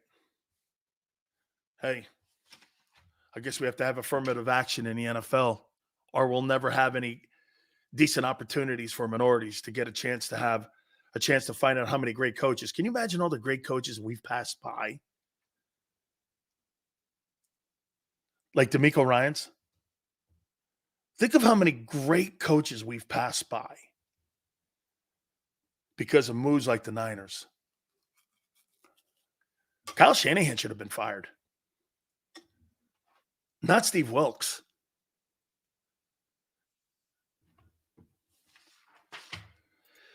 I'll tell you somebody who has done a spectacular job for us here at JAKIB. And I'll tell you what, before I bring John McMullen in, I want to tell him how much I respect his work. John does a great job, man. I hear him asking, I tune on Twitter to the Eagles press conference, and I listen to it, and I hear John asking always the right questions. Where we're going, what were you thinking? What's the direction that you're going in? Do you have there's so many good things that he does. And plus on Birds 365, there with Jody. Those guys do a fabulous show. I'm kind of early for me, but I watch it. And when I asked John goes, Sills, I could come up for air a little bit here now because we got a little bit of time. But as free agency starts, John will be back down in the bunker, and he'll be back in the lab real soon. He joins us now here from Bird 360, John McMullen. So are you out of the bunker now, John? Yeah, man. Your show, unfortunately, I'm always at the NovaCare complex during your show, Dan. So it's difficult. If it were radio, if it were old school day, you just pick up the phone and do it. But now everything's got to be on StreamYard. You got to be near the studio. So I'm never near the studio, basically.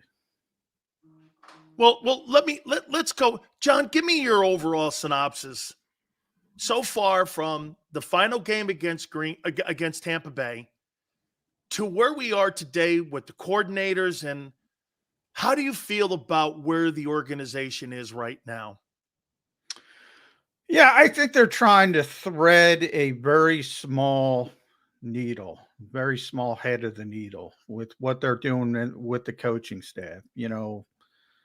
I've talked to Nick a lot over the years, and one thing he has consistently said, and he has verbalized it it doesn't matter if it's Shane Steichen, it doesn't matter if it's Brian Johnson, it doesn't matter if it's Howie Roseman, Dom DeSandro, Jeffrey Lurie. As long as I'm here, this is going to be my offense. And he's still here, and it's not his offense. So you can do the math of why that is. I think it's pretty obvious. And I think there's a lot of potential issues that could come up down the road if things don't go well.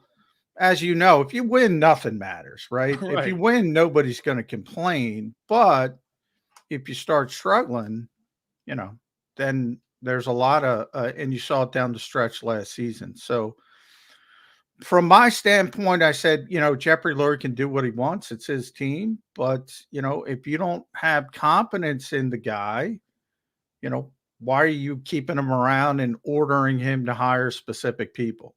I never got that with Doug Peterson. I'm pretty consistent. I don't get it with Nick Sirianni. If you don't have confidence in him to hire his own people, why is he here? John, do you think it was the right move to bring him back, or do you think they should have moved on? No, I think they should have brought him back, but I think they should have brought him back and allowed him to move forward the way he wanted to move forward. I think he earned that right. And by no means am I trying to say last season ended well. It was as bad as can possibly be. Bottom line, though, is you can look around this league. There aren't too many guys who have a 667 winning percentage and 3 consecutive playoff bursts. So it's got to be the whole picture. And from that standpoint, he earned another season. And then if things go wrong next year, then you have some difficult conversations. But instead, you sort of straddle the fence. You keep the head coach with less power. From the outside looking in, it sort of looks like Jerry Jones and Jason Garrett, and that didn't work.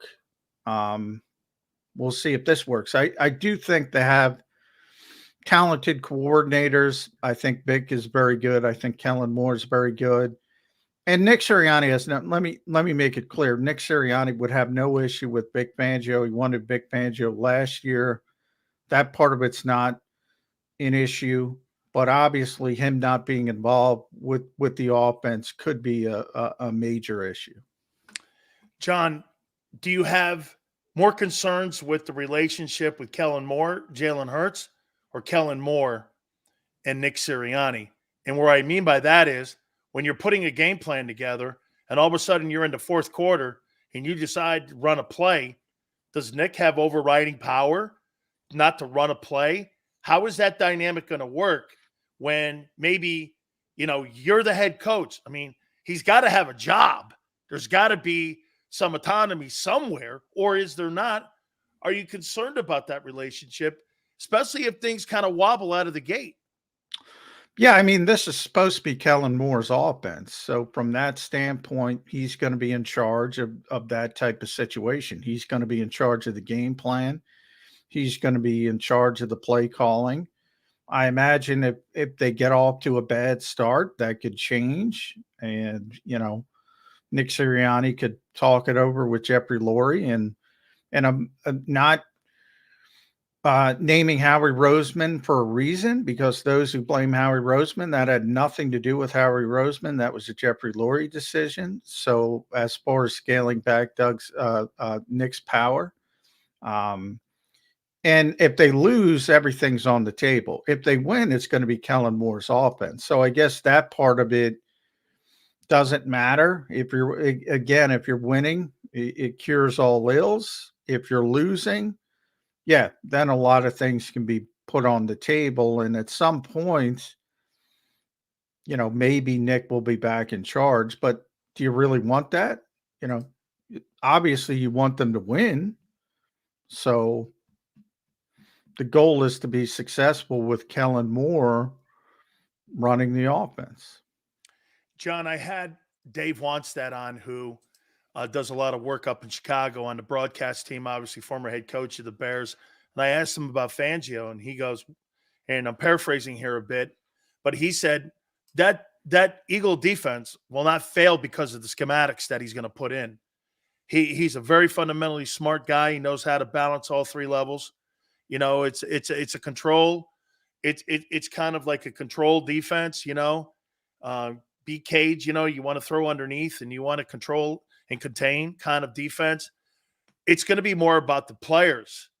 I mean, John, there's a lot of holes on that side of the football to have to address. There's restructuring deals. The cornerback deals are like lead weights around that franchise, especially that side of the ball. How do you see that being addressed here in the offseason? Yeah, I mean, they got to get better personnel-wise. They got to make a lot of good decisions. They need their younger players to step up. If you think about the last 2 years, and it's the foundation of this defense has got to be built on Jalen Carter, Jordan Davis, Nakobe Dean, Nolan Smith, Kaylee Ringo, and I'm not mentioning just the Georgia players. They've taken so many Georgia players. They have to take a step forward.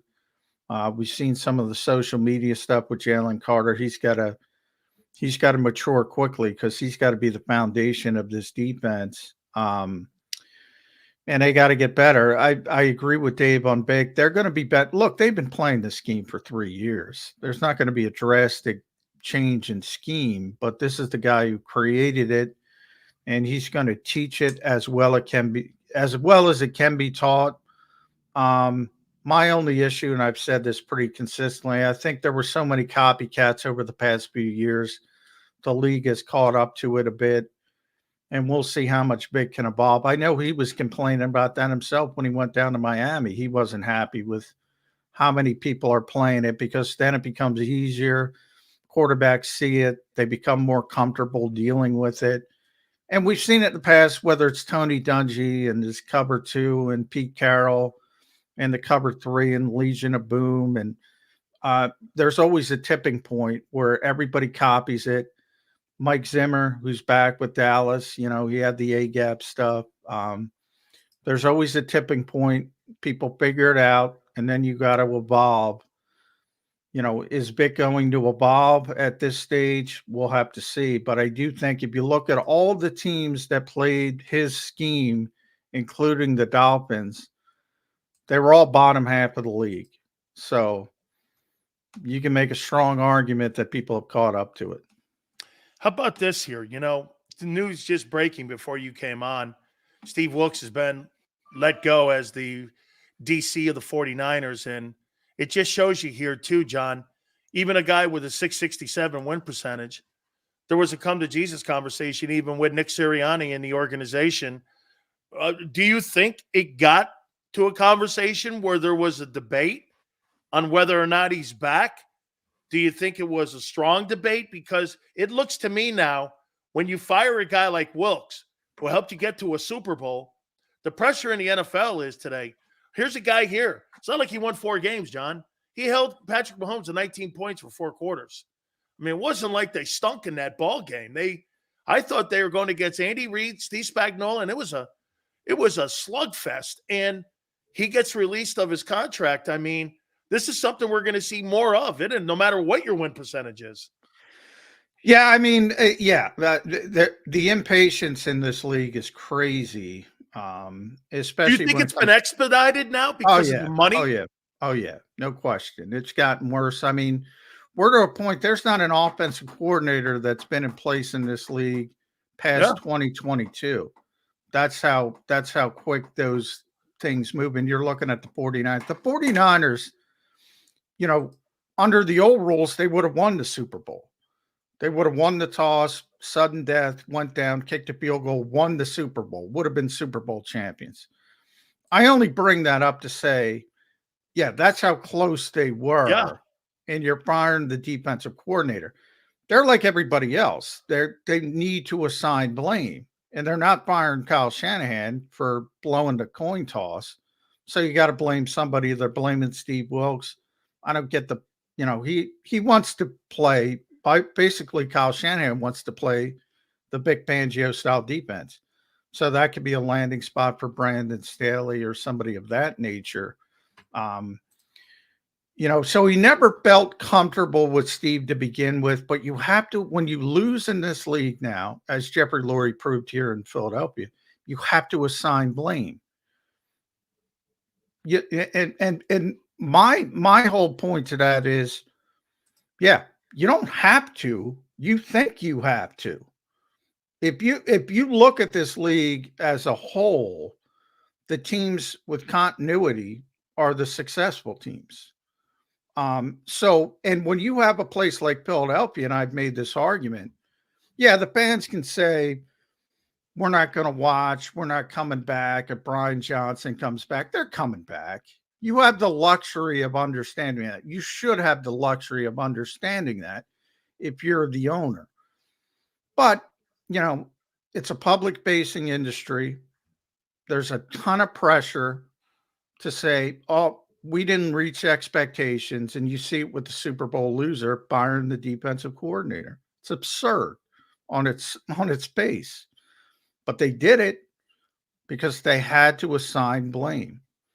And it's not a good way of doing business. Absolutely not. And I think it's just the way the league is too sometimes. But now the money, as we said, John, it expedites it now because, again, you have Brock Purdy. Again, there's pressure on that. And I say this to people. When you got a guy making less than $900,000, you got a runway of being able to keep all those guys together because you're not paying that big number to that guy.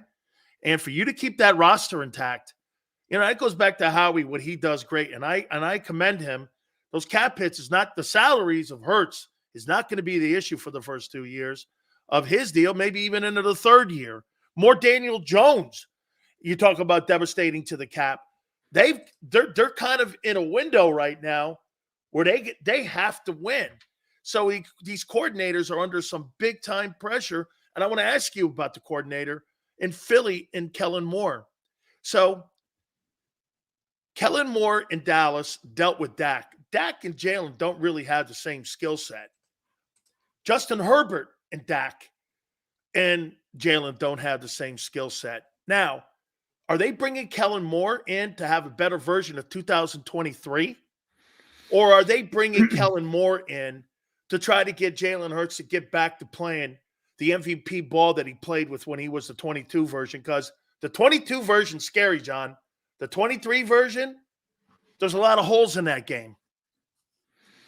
Well, I think, they had a lot of interest in Cliff Kingsbury. Didn't work out for whatever reason.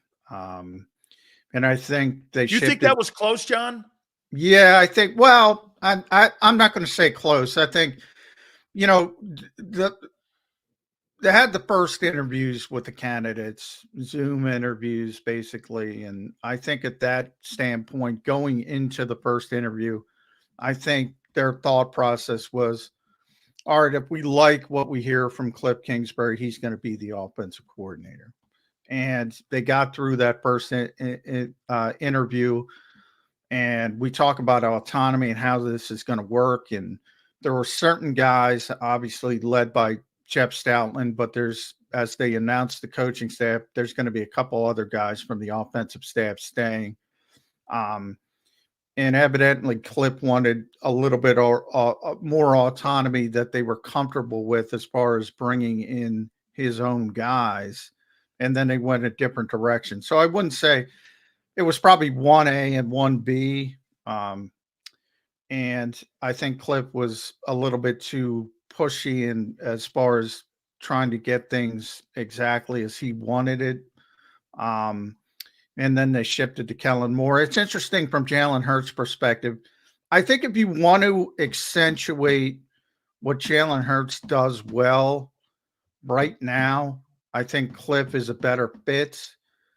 I think if you want him to evolve and do some of the things that all the fans complain about, being under center, motion, being able to understand hot routes and things of that nature, I think the evolution of the position, Kellen's a better fit. So it depends where you want to go with it. I would prefer to go with it in getting better, evolving. And I think from that standpoint, I think it works out. They got probably the better candidate. Couple last questions for you, John. The draft. What do you think is the top priority on that football team? I think defensively, I think it'll start with cornerback. But, the problem is when you talk about the draft, the Eagles generally are pretty good. It's not only about evaluation, it's about valuation. So if you argue they're going to stay at the 22nd pick and how he can move up, he can move down, he can do a whole bunch of stuff. There are so many tackles that are going to be in that range. If you look at Daniel Jeremiah's top 50 list, he's got about 9 tackles in the top 20. So what that tells me, offensive tackles. It's unbelievable. It starts with Alt from Notre Dame. I think he has at 9, and I think there's 7 or 8 more down at 20, down to the top 20. What that tells me is offensive tackles are going to get pushed down the board because not everybody is going to want to draft an offensive tackle. Whereas you look at corner, there's only 3 or 4 guys in the equation, and that means they're going to get pushed up the board. So Howie's very honest. If it comes down to, players who have the same grade or in the same realm, he's always going to pick offensive or defensive line first. So if you're a betting man, I bet on offensive tackle in the first round. John, I would say this. Doesn't it make more sense because there's more holes over on that side of the football defensively? You trade out of the first. You get multiple 2s and 3s so that you can have the ability, because right now you're at $20 million in cap space, depending on what happens with Reddick and maybe some conversations with your corners and maybe some restructuring somewhere else along the line where you could free up some money. As you know, $18 million is allocated towards the draft. So at the end of the day, you really don't have a lot of latitude in free agency to make that money. Now, he's really good at that, at creating space, so I'm assuming he will. But doesn't it make more sense? I mean, you think there'll be more of a priority in the draft or free agency this offseason? Well, right now they have 2 picks in the second round. They have a 3rd round pick, so they're pretty well stocked up at the top. They're going to have a bunch of compensatory picks on day 3, and we'll see. I mean, they could trade Hassan Reddick and get another 2nd round pick. So all of a sudden, you do need to add bodies, but they need to add meaningful bodies. And I talked about those young players. Look, they've been going defense heavily. Yep. And they have to start. A big part of their plan is going to say, look at Big Fangio and say, we have Jordan Davis, we have Jalen Carter up front. That's our foundation. Whether you like Kaylee Ringo or not, Eli Ricks showed some promise. They have some young corners. Nakobe Dean's got to stay healthy. They picked up Isaiah Rodgers, who's likely going to be back in the mix after his gambling suspension. So they have some bodies, and they can add, and they have, as I said, 4 picks in the first 3 rounds. So I don't think it's a necessity to trade out because you know, you're taking a big knockdown if you go out. And I was talking about Kwesi Odofa-Mensah this morning. He did it a couple years ago when he drafted Lewis Seen. Kyle Hamilton was there. He won a safety. It's like you don't drop down from 11 to 32 and think you're going to get the same level of talent. Well, this will be 22 to, say, the second round. You're taking a huge drop off on talent from that perspective. As I said, if you stay at 22, you get a tackle that may be a top 20 pick. As opposed, and Lane Johnson's 34 years old. You have to start thinking about the future as well. It's not just about 2024, and that's what Howie Roseman's good at. So he's always thinking 2 years, 3 years in advance. So even if they have to wait for somebody, they've proven they'll wait for somebody. If they can get a corner, they'll certainly look at that heavily. No doubt about that. But the valuation's got to be there as well. I would think they're more likely to target and trade up to get one specific player than to trade down just to accumulate more picks. I have 2 trades potentially, and tell me if I'm crazy in this one. Let's do the first one here. And hear me out on it, because in November, from what I've been told, and I know you know this, Howie Roseman contacted Denver along with San Francisco, potentially moving and getting Patrick Surtain. There were 2 teams that were in the mix. It was the Niners and the Eagles, and Denver didn't like the packages from both teams. So now here we go into the offseason here. With the 22nd pick, and you go to Denver, from what we're understanding, June 1, Russell Wilson's going to be cut. They're going to try to accumulate, because they lost all them draft picks, John, for the acquiring of Wilson. And remember, New Orleans gets their number 1 because they had to make that move for Sean Payton. They had to give compensation up. He's still in a rookie year, and he's got the 5th-year option. Why wouldn't you package something up in the offseason here to get a surefire guy, have Slay and Surtain at both corners?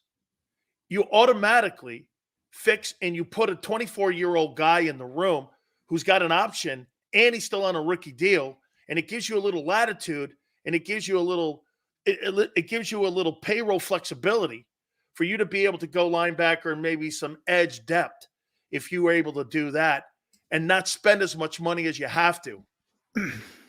Yeah, I don't know why people keep thinking Patrick Surtain is going to get traded. I think there was a little bit of an arms race there. San Francisco called.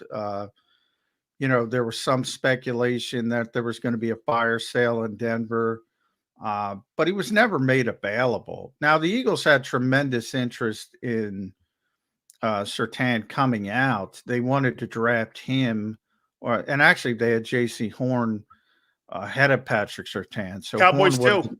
Yeah, Horn would have been their first choice. Surtain was their second. Once they both came off the board, that's when they moved up to get Devontae Smith. They had 4 players in mind. And once the corners, they had to go up and get Devontae, which has worked out for them. But last year, the 49ers didn't want the Eagles at the time. They thought they would face each other. And obviously the Eagles fell off the cliff. So you had that bit of an arms race. Each team didn't want the other. So they both called. But the only way Denver's trading Patrick Surtain is to go up in the draft to get a quarterback. That's the only way. And it's going to have nothing to do with the Eagles. Now, they also called on Jalen Johnson, who's a hell of a player. Kid in Chicago's fantastic, and he's a free agent. But I think he's so good, Chicago kind of figured out that we want to keep him. And I wouldn't be surprised if they put the tag on him if it has to be. So, but yeah, they know they need an upgrade at cornerback, but it makes no sense for Denver to trade Patrick Surtain unless they're going way up in the draft and getting, Drake May, Jaden Daniels, somebody to take over their quarterback Michael situation. Penix. I think that's too high. I'm talking the three guys at the top of the draft are going to be Caleb Williams, Drake May, Jaden Daniels. All three of them will probably go top 5. And if Denver wants to go up and get one of them, they're going to probably have to give up Patrick Surtain. But for anybody else who just wants a corner, he's young. They have a great 24. corner. Yeah, they're not getting rid of him unless they can get a quarterback, and then it would make some sense. The kid, even in Chicago, was 24. I mean, yeah, he's a great player too. Last question for you here, John. The payroll flexibility that I just mentioned. I mean, I look at Hassan Reddick and I look at him on, you may think I'm crazy when I make this comment, but when I see him on that defense with that talent, I think he's a liability. He's not very good in coverage. And he's not very good against the run. He's really a one-trick guy. And when you have a guy on the other end who gives you double-digit sacks, you kind of balance it. And he's a force. Hey, John, on a good team, he's a force.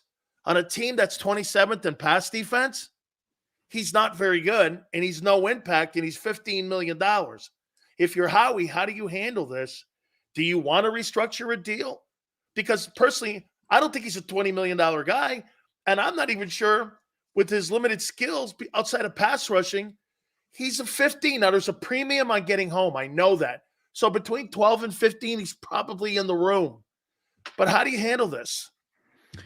Well, I think you handle it like the Eagles are handling it. They don't think he's a $20 million player, and they want him to go out, and they gave Tory Dandy, his agent, permission to seek a trade. And what they're trying to say, they did the same thing with Darius Slay last year. They're trying to say, we're not lowballing you. Go out and go out and gauge the market. And if you can find somebody who wants to give you $20+ million, we'll talk to them about a trade. I would think it would have to start with a second-round pick. And if that can be worked out, the win-win type of situation, they'd be willing to move him. Otherwise, you're looking at what happened with Slay. Maybe you tack on an extra year for cap relief. You give him more money up front. He's getting about $15 million this year up front. So maybe that turns into $25 million over 2 years, guaranteed, right up front. Something of that nature, even 30. So that's what they're doing. They're trying to replicate the Darius Slay situation. I think you're right. I mean, he's a pass rusher, but that's every pass rusher. And why was he so successful in 2022? Well, the Eagles were always playing from the lead. Yep. They were pinning their ears back. 3rd and long, he's getting home. When you're 27th in pass defense, as you mentioned, you're losing. All of a sudden, you can't pin your ears back. He's not the same effectiveness as the player. But if you look at Vic Fangio's history, even last year with, guys like Van Ginkel, when he came in for Phillips and got injured, he had great pass rushers. You could go back to Chicago with Khalil Mack. He knows how to take advantage of good pass rushers. But give me one pass rusher, Dan, that's effective when they can't pin their ears back. As effective. And by the way, when he gets home, he's a game wrecker. Oh, yeah. He wrecked the NFC Championship game. I mean, let's be honest. He completely wrecked, injured Brock Purdy. Legal hit, by the way. Completely wrecked that game. If the Eagles are playing from the lead and it's, 3rd and 10 in the 4th quarter, he's a guy you want on your team. 31 sacks in 2 years, John. Yeah. Well, there's only 2 players double-digit sacks over the last 4 years, and he's one of them. So, okay, you got to give him some credit. I asked Angelo this, and on the way out the door here, I have to ask you. Boy, he's not a Andy Reid fan. How Now, can you not be an Andy Reid fan? What does that that's even what mean? my wife and I said. She goes like this, did you agree? And I'm like, no. I go, it's the only thing I didn't agree with him on since he comes on almost every week. And I was like, I mean, is it because of the not bringing the title home? Yeah. Well, it's hard How to did you win. feel when you saw him win that third one? I mean, but it didn't change. He's one of the best coaches of all time. It didn't change that. You can look at the overtime situation with all the stuff going on with Kyle Shanahan about taking the football, not understanding the situation, his players not being aware of the rule changes with overtime going into the game. And then you talk to the Kansas City players, and this defines Andy better than anything.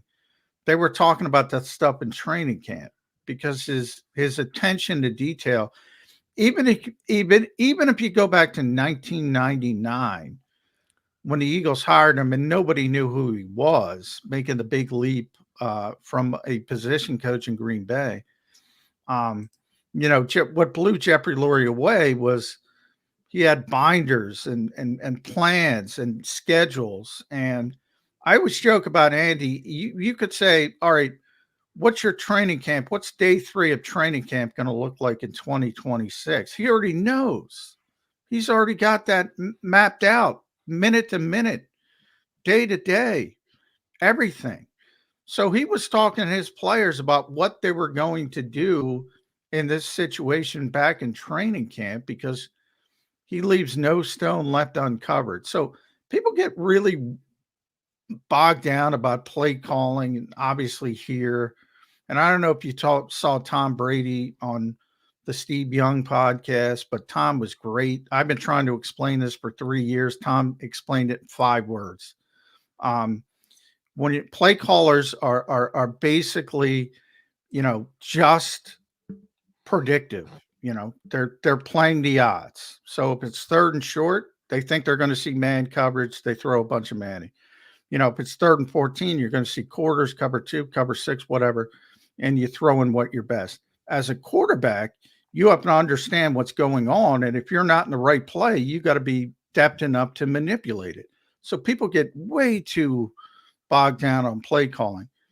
The preparation to get the players prepared for those situations, that's where Andy Reid beats people. And you see his bye week record that everybody talks about. He's better prepared than everybody else. John, do you think I am overstating this and maybe you can help me? I put something out the other day and I said, this is what I thought when I saw him raise the trophy. Okay, I get the 14 years. It was a long time. I don't know really too many coaches that were in one place 14 years that didn't win, maybe Bud Grant, that were in one place. But then I started thinking about 5. I just wonder if he ever thinks about lost opportunity and that because it just looks like Mahomes buys in everything he's saying, everything he's teaching, everything he's doing. And it just looks like a complete buy-in. And I mean, even when things are going south, how he handled the bump of Kelce, how he handled, even in the Eagle game, when guys were dropping passes, hey, I'm with my guys, I'm with them. That's Reid in his ear. That's Reid telling him, hey, you're the calming force here, not me. And it just, I just wonder how Donovan, he just didn't take advantage of one of the most brilliant play callers. Now, maybe he's different. Hey, 15's different. I get that. I'm not putting them in the same room, but I'm saying that one, I mean, how did, well, it's hard to off win. base with this? It's hard to win. And I think, the Tom Brady's of the world and the Patrick Mahomes now have skewed things and people think it's easy to win. I mean, you look at all the struggles Kansas City had this year. A lot. And trying to build skill position people and finally getting it hot at the right time down the stretch. They have a big eraser and Patrick Mahomes. So you go back to, and Donovan was a great player, but he's not Patrick Mahomes. you go back to last year's Super Bowl with the Eagles loss, and everybody's killing Jonathan Gannon and saying Andy Reid out schemed him.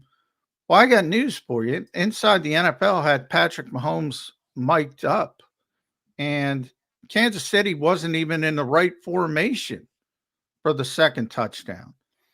He on the field was able, just what I was talking about, like Tom Brady, guys lined up wrong. Guys didn't do what they were supposed to. He put them in the right positions. He changed the play from one side to the other on field. All of a sudden, they have a walk-in touchdown. That's the quarterback on the field. That has nothing to do with Andy Reid's play calling. They screwed up the play, and the quarterback saved his you-know-what. So, look, yeah, it's easier with Patrick Mahomes.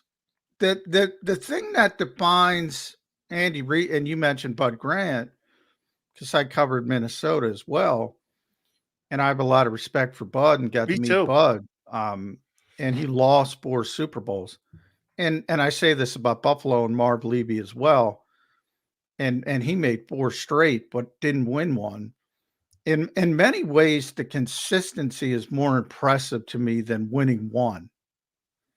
Right. And you're a football man, John. You're a football man because most people don't look at how hard it is to win 4 straight AFC titles. And I tell Kelly that all the time. 4-time AFC champions in a row, John. You'll never see that again in pro football history. It's unbelievable. It's unbelievable. And yeah, it's never going to get what it should as far as people respecting what they did. But, you know, the revisionist history, John Elway, I always say this, was a great quarterback when he was losing Super Bowls. When he won Super Bowls, he was at the end of his career. It was Terrell Davis's team.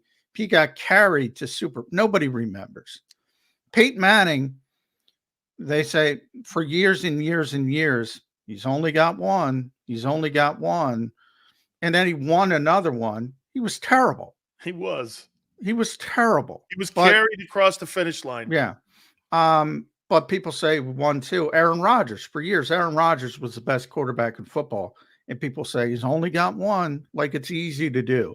So I think Tom and Patrick have skewed it for people. To the mere mortals of the world, one is a pretty big deal. Absolutely. John, thank you for the time. Hey, by the way, when does it start up again? Free agency's got to be around the corner, 2 weeks, right? March 13th or 14th is the start of the new league year. From the startup of that? Combine starts in a couple weeks, and then free agency. Yeah, the NFL sets up the calendar, so there's always something going on. They're the greatest sports I mean, a note to baseball in the NBA. Have you ever put a sports calendar together? Because the NFL has mastered it. Yeah, I mean, they got everything on the horizon. I mean, the draft will have what, John? Probably 70 million people watch that thing with a guy going like this, from a guy from Fond du Lac, Wisconsin, in the 7th round. People are going to be cheering for it and watching it. It's insane what the league is with over 200 million people watching the Super Bowl. It's incredible. Yep. Yeah, they do. I've been talking about that for years. It's seamless. They go right from the Super Bowl. Now we're talking, they have the Senior Bowl before the Super Bowl. Now we're talking about the combine, the new league year. Then you start talking about the draft. Then you have rookie camps, mini camps. Then you're into training camp. It's unbelievable the way they've set it up. My good friend Greg Coleman, who was up in Minnesota when probably covering him. He's one of my good friends that was up there during that time. That's a great team. And I always say this too, John. I know I got to let you out of here. I've been saying it enough. But here, do you know why they don't go to Super Bowls anymore? They put a lid on the top. Mm-hmm. Okay. Yeah, the old Met Stadium, yeah. When they were at Metropolitan Stadium, John, that was the greatest home field advantage in pro football history, going up there in sub 33 degrees, minus weather, and you had to go play them Viking guys up there. Ed White was but you're mentioning some of the guys. Don't, that was a big home field advantage, but You also had Fran Tarkenton, Ron Yuri, Ed White, as you mentioned, Alan Page, Carl Eller, Jim Marshall, Paul Krause, Roy Winston, Paul Krause, on and on and on and on. They had so many great players. Marshall and Page. Jesus. And I always say, Green Bay, everybody says what a home field advantage Lambeau has been, and it has. But people forget, in between Bart Starr and Brett Favre, they had no home field advantage. They didn't even care. They played in Milwaukee County Stadium half the year. They had half the games in Milwaukee. They didn't even care because they couldn't win. Hey, John, look at this. I got a program that I was in, and here's what you're talking about. And John is right. I played a game at Milwaukee County Stadium. Yeah. And because they used to play one game down there, right, John, a year. Couple games. Couple games. Southern part of the state. More than one. Yeah. Oh, they played more than one? Yeah. Hey, John, it's the only time I ever played a football game where the sidelines were on the same sidelines. Yeah, well, that's Met Stadium as well. Met Stadium had them on the same sidelines, so both teams were on the same. Oh, State did too, huh? Yeah.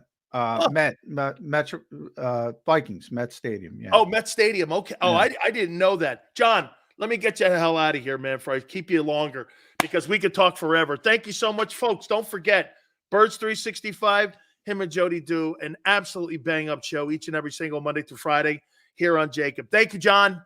Thanks, Dan. Appreciate it. John McMullen, please do me a favor. Hit the like button. Keep it here on the National Football Show.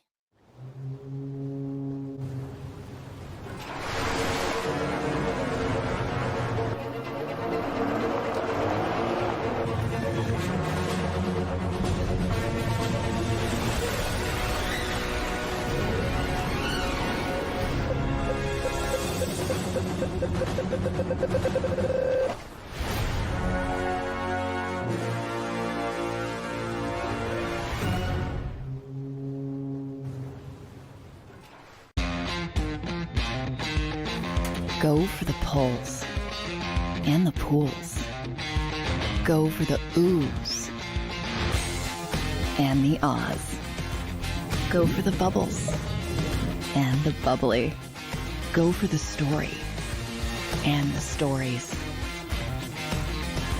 Go for the win. Go to Ocean Casino Resort. Book your trip at theoceanac.com.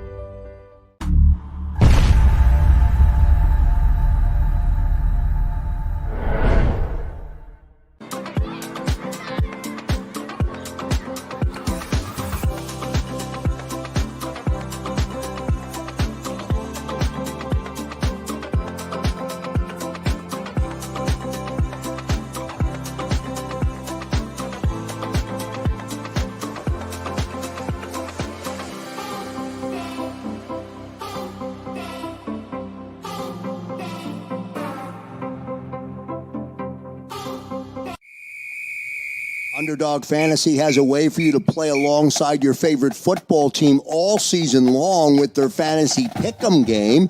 You pick between 2 to 5 players, select whether they'll go higher or lower on one of their stats, then do what you usually do on a Sunday, watch the games. You can win up to 20 times your money in a single game by going 5 for 5. It's a fantasy game, and the Sports Betting Show wants you to get involved. Go to UnderdogFantasy.com. When you sign up, use the promo code WIN, and Underdog will double your first deposit up to $100. That's UnderdogFantasy.com. Use the promo code WIN. Go for the win. Go to Ocean Casino Resort. Book your trip at theoceanac.com. EAGLES, Eagles.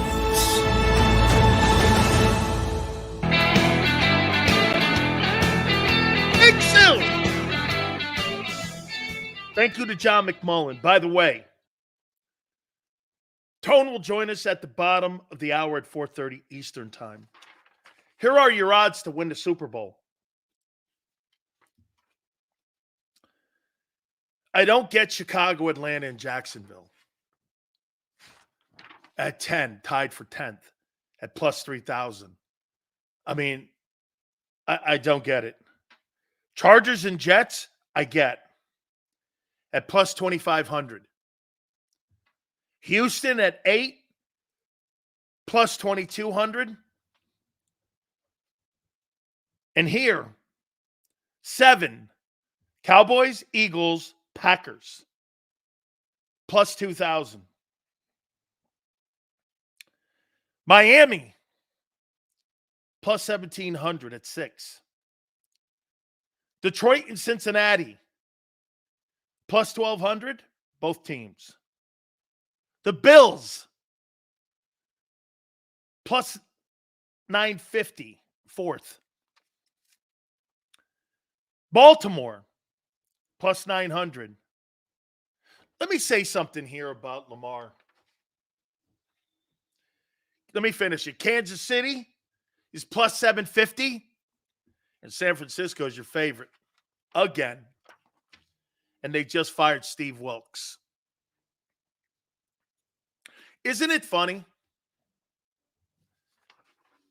I'll say something about Baltimore here in a second. You know, I kind of went off a little bit on the Niners firing Steve Wilkes. But what's the difference from the Niners firing Steve Wilkes in a Super Bowl and the Eagles firing 2 coordinators that won 11 games, beat Mahomes, schemed up an offense to beat Mahomes, and you fired your coordinators? Is there a difference?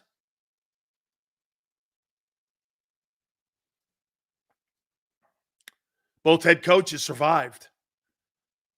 What's the difference? It just feels different, though. Your head coach also was questioned whether he's the right guy moving forward. And I agree. It just feels different. You know what I'm saying? One coach used to be the head coach and has a lot more experience, Wilkes. Man, I thought Steve did a great job in that Super Bowl. 19 points, 4 quarters, Patrick Mahomes. Shit, he did a better job in that Super Bowl than what Jonathan Gannon did in the Super Bowl last year. Gannon got a job and he lost. How does Wilkes get fired? Get this, think about it. Dan Quinn gets a job and he gets blown out by the Packers. He's the head coach of Washington. Jonathan Gannon has a suspect game in the 4th quarter. He gets the Arizona job. Steve Wilkes holds Patrick Mahomes to 19 points, fewer points than what your coordinator did a year ago. And he gets fired. Saying, man, it just feels different. And I think Kyle Shanahan's getting a pass. Just like I do. Hey, I think Kyle Shanahan's getting a pass like I think Sirianni gets a pass.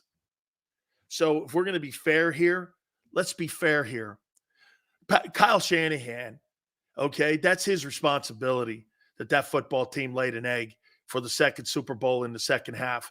That's a him thing, okay? If you're John Lynch and you're the Yorks and you're the DeBartolo family, you've got to have a conversation one day where you go, this guy's a really good coach, but guess what? A really good coach, isn't he Andy Reid, Philadelphia, in San Francisco? Does Kyle Shanahan have to leave San Francisco to prove his value? Andy Reid did. Andy Reid did. Right? Andy Reid was not a Hall of Fame coach in what he did in Philly. Andy Reid's a Hall of Fame coach, what he did in Philly and Kansas City now. Because what it did, it validated the things he was doing. And they finished the job for him. And now he's got 3 Super Bowls and he's got 5 conference championships. See, Kyle Shanahan's kind of young in this process, though. He's kind of Andy Reid right now. So you could put that into the same context of Reid. Because, again, I don't know if you're Kyle Shanahan, how you walk into your locker room, and you go like this, well, someone has to be fired. Well, shit, why not you? So you're not going to blame the players. You're going to blame Steve Wilks. I guess that's just today's NFL because your coach was on the hot seat and you fired both your coordinators. I don't think there's any difference, is there? Is there? Like I said, it just feels different. It feels different. Like, man, you thought Steve did a bad job? Okay? Steve did a bad job? I don't go there. Okay? I don't feel that. I thought the 49ers played a good ball game. I think there were poor decisions. And once again, hey, Kyle, block Chris Jones. Hey, Kyle, know the overtime rules. Now, again, I made the comment about the overtime because I have to think the reason, hey, maybe Wilkes, one of the reasons that got him blown out was he said, you got to take the ball. Our guys are gassed. It was an 11-play drive at the end of the game to tie the game. Hey, and by the way, Steve Wilkes didn't miss that extra point. Look how close they were to winning the Super Bowl, and Wilkes was able to put a Super Bowl ring on. So you're telling me a missed extra point, okay? A mixed extra point cost Steve Wilkes his job? Damn. I mean, that game came down to inches. Massive decisions, small moments turned into large results. Missed of the extra point, not blocking Jones late in that game, the coin flip. I mean, getting away from the run in the third quarter and thinking that you had to get in a back and forth with Kansas City and with Mahomes. Dude, what happened was Mahomes put the game in his hands. I want to see Jalen Hurts do that. You know, it's funny. Tone said something to me the other day. So Sills, wait a minute. You're saying dual threat works. No, I'm saying Mahomes adjusted in the game to do whatever it took to win a ball game. Does Hurts have that ability to do that? Does he change his game up? I thought the last time I saw him do that was Buffalo. Ever since Buffalo, I never saw it again. Mahomes turned into Hurts. You know, people are going like this. Well, Brock Purdy outplayed Jalen. No, he didn't. Jalen Hurts played like, how about this? Let's put this out there. If the Eagles played like the way they did last year against Kansas City on Sunday, there's a good chance the Eagles win that game. Same team, the 22 team, not with this group. Because Jalen Hurts was electric. It was his best football game. It was his best football game he's played as an Eagle. Okay? He did play. Hey, Hurts played like, no. Hoss. Chris says Hurts played like Mahomes. No. Yeah, okay. Yeah, that's the way it should be said. Mahomes doesn't play anything like Hurts. Mahomes is one of. But what he did in that game on Sunday, he said, I got to run the ball. And I've got to get out in the perimeter. I don't think Jalen has that innate sense yet. To when the game needs something different, he's going to do it. Because I saw all year last year, they stuck to their guns. And how many times were we saying this past season? Man, the Birds never got off of their game plan and never adjusted. How many times did we say that? That was Nick in-game adjustments where Mahomes in-game adjusted the game himself. You know, John McMullen's right. How many times in that ball game did you see Patrick Mahomes?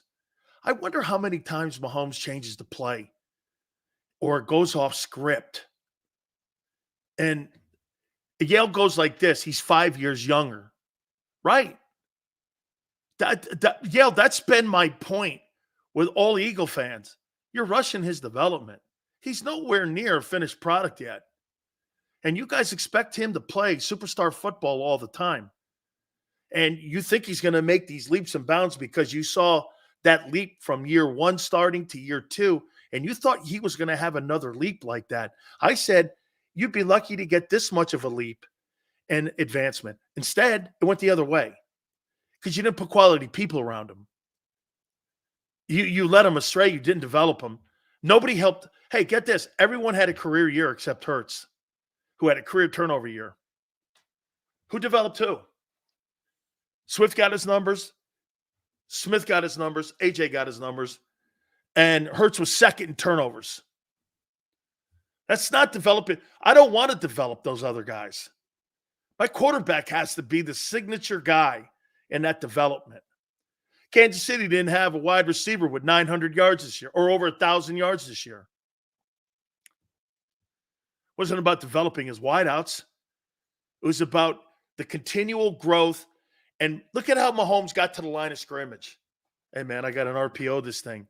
How about some of those design runs they put in? You know, we were saying it the other day. Tony Romo was going, they didn't run that play all year. But Mahomes and Andy said, let's do this here now. They just emptied the playbook on what it took to win. I didn't see Jalen do that. How many times was I saying last year, change the play, Jalen? If you know you got to play and you don't like it, like in the Jets game, change it. Change it. You're making $50 million. You should have some autonomy to be able to change those plays. I think this has got to do with a little bit more leadership in the huddle. What hurts, but that comes with maturity. That comes with time. That comes with reps. It's really not a rip, dude. You know Howie Long said something years ago to me.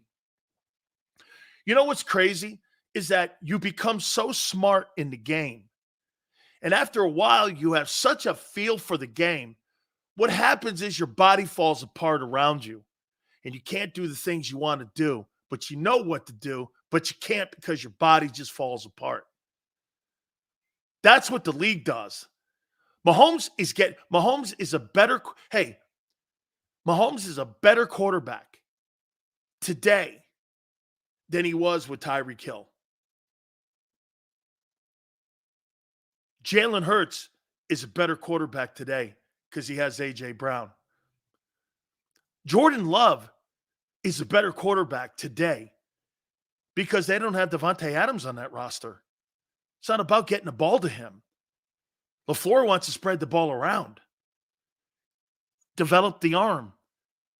You develop your quarterback more and make him see the field more instead of going to one target. You're not developing Jalen Hurts with A.J. Brown on your team. You're not. You're not. All these great quarterbacks that are in the game, that see the game, like look at Purdy. Purdy was okay. But Ayuk was nowhere. Debo was nowhere. McCaffrey was the offense. Now, look, again, I mean, shit. Hey, I'll tell you this. Maybe that's what Andy was doing when he had Donovan. Donovan never really had a superstar wide receiver until they got T.O. They had a great year, but Donovan went to Super Bowls, Donovan went to NFC title games without T.O.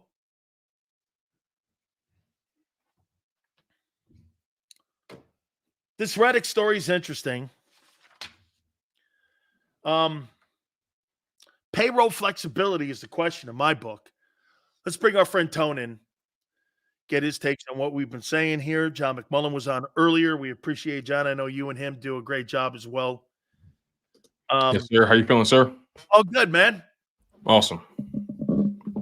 A.J. Brown, you think has a great impact on Jalen's game? To a point. I think AJ Brown was instrumental in Jalen Hurts making that leap from 2021 to 2022. I think we all can say that and not even dispute that. In 2023, what we saw an offense that became lazy. And what I mean by that is we saw lazy game planning, lazy play calling, and we saw a head coach and a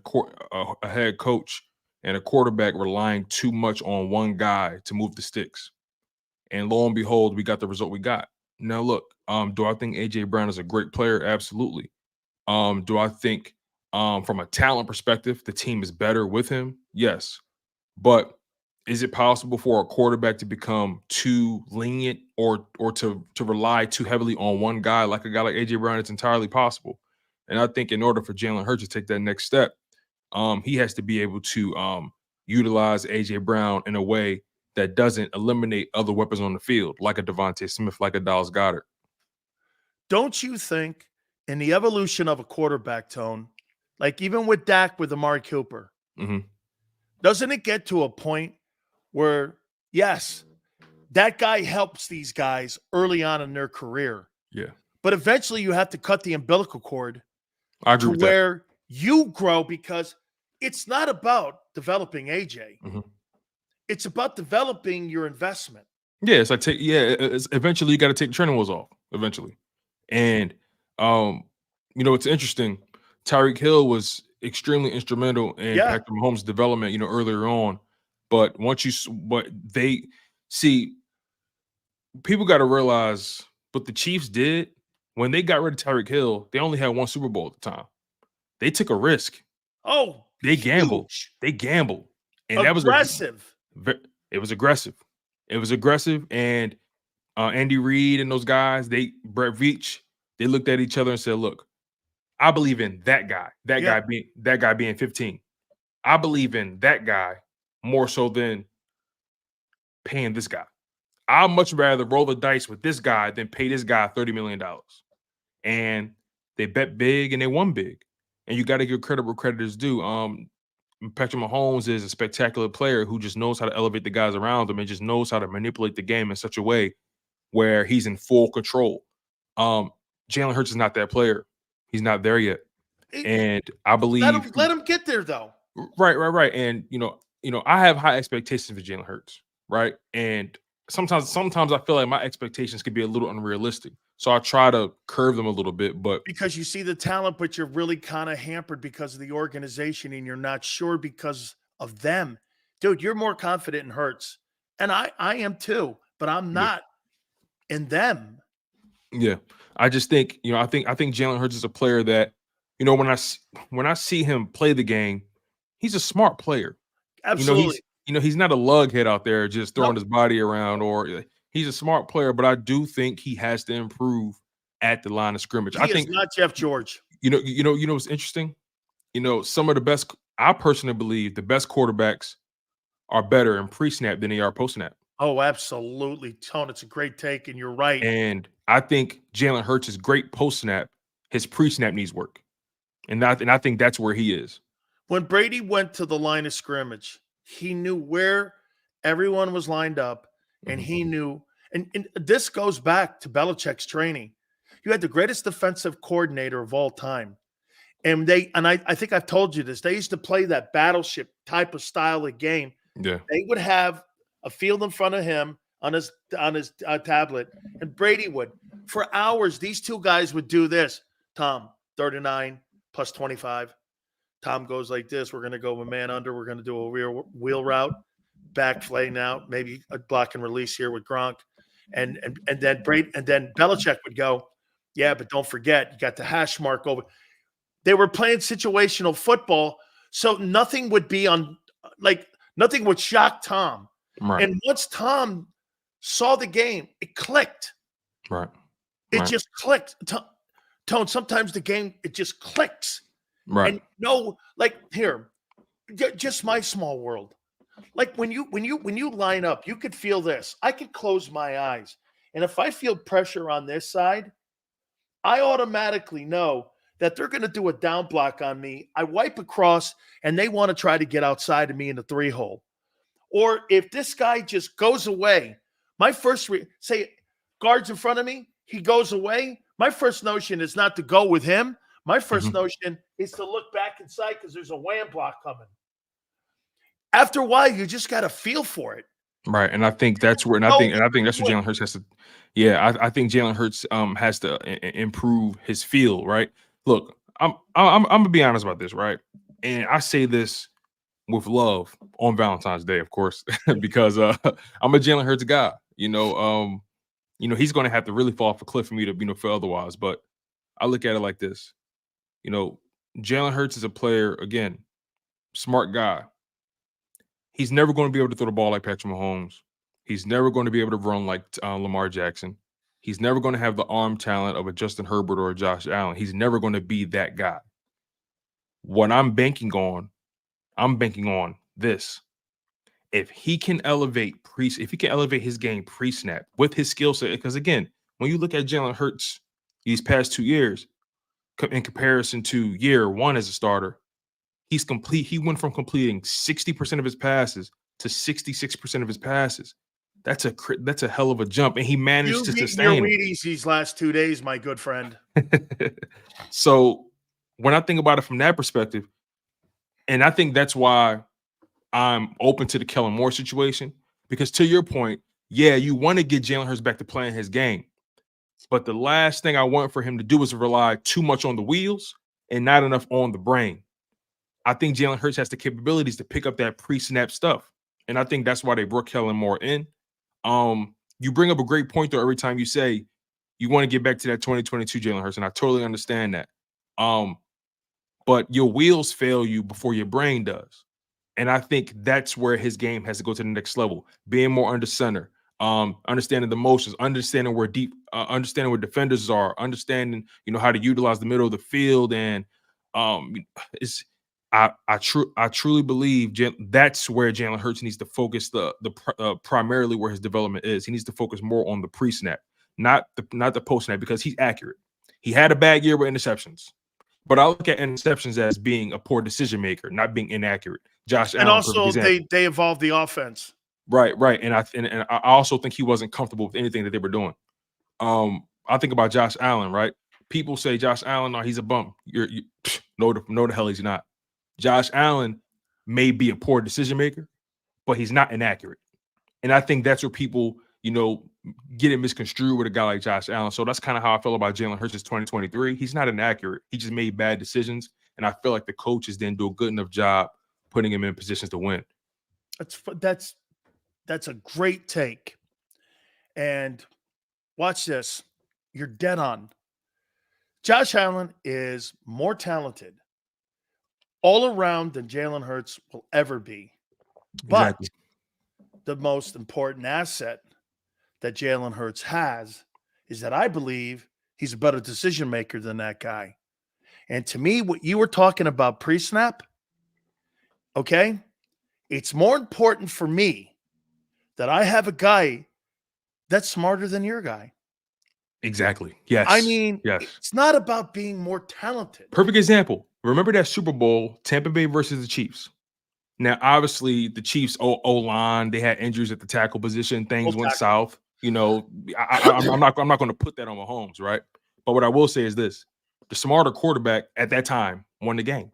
Tom Brady didn't win Super Bowls with his arm. He didn't win anything with his arm. Tom Brady is not the most talented quarterback in the NFL. He's not. Tom Brady is not even top 10 talent-wise at the position. Ever. No, you know what I mean? If you're just going Elway. Right. If you're just going talent, like just ability to throw the ball, ability to move, all that kind of stuff, Tom Brady is not even a top 10 talent, but he's the best decision maker of all time. And I think that's where you win. That's how you're successful. To me, what it comes down to, again, Tone, it's processing the information and see, hey, watch this. Is Hurts more talented than Lamar? Absolutely not. No, is not. He a better game decision maker? Yeah, I would take that. I will say this though, just to keep the onus on Hurts, he has to reprove himself again. I think he has to. 20 turnovers. You know why he has to reprove himself? Because he's Because the second round Eagles are pick. changing the offense around him. Yes, so he has to kind of So yeah. don't you think, Tone, instead of reproving himself, why don't you let him do what he does so he can do what he does exceptional? You're asking. You're right. He has to consider. You know what? They've put him in a box now. They've taken him away from a point where they gave him $50 million, where he doesn't have to prove himself. Hey, you want to play 22, Jalen? You don't have anything to prove to me. You want to play 23 style? You got a ton to prove to me because I don't believe you can win a Super Bowl from the pocket. But I believe you can win a Super Bowl how you played in 22. That's the dumbest comment I could ever make to an organization. 22, that guy can win a Super Bowl. 23, you have no chance. Still dual threat has to prove that they can win a Super Bowl, though. There's a lot of people who still believe that style doesn't win at all. Dual threat on Sunday. And that right. But remember what you always say. Yeah, he had those moments where he had to tuck that ball and run, definitely. Yep. But if you ask me, he was so surgical with his decision making in the pre-snap. So see, if you can marry that dual threat style with the supreme pre-snap intellect, you're unstoppable. And that's what we saw. That's what we saw in that Super Bowl. We saw the perfect marriage between talent, dual threat, and pre-snap. Now, again, Jalen Hurts is not going to be as talented as him. But as far as that dual threat nature of the game, Jalen Hurts will always have that.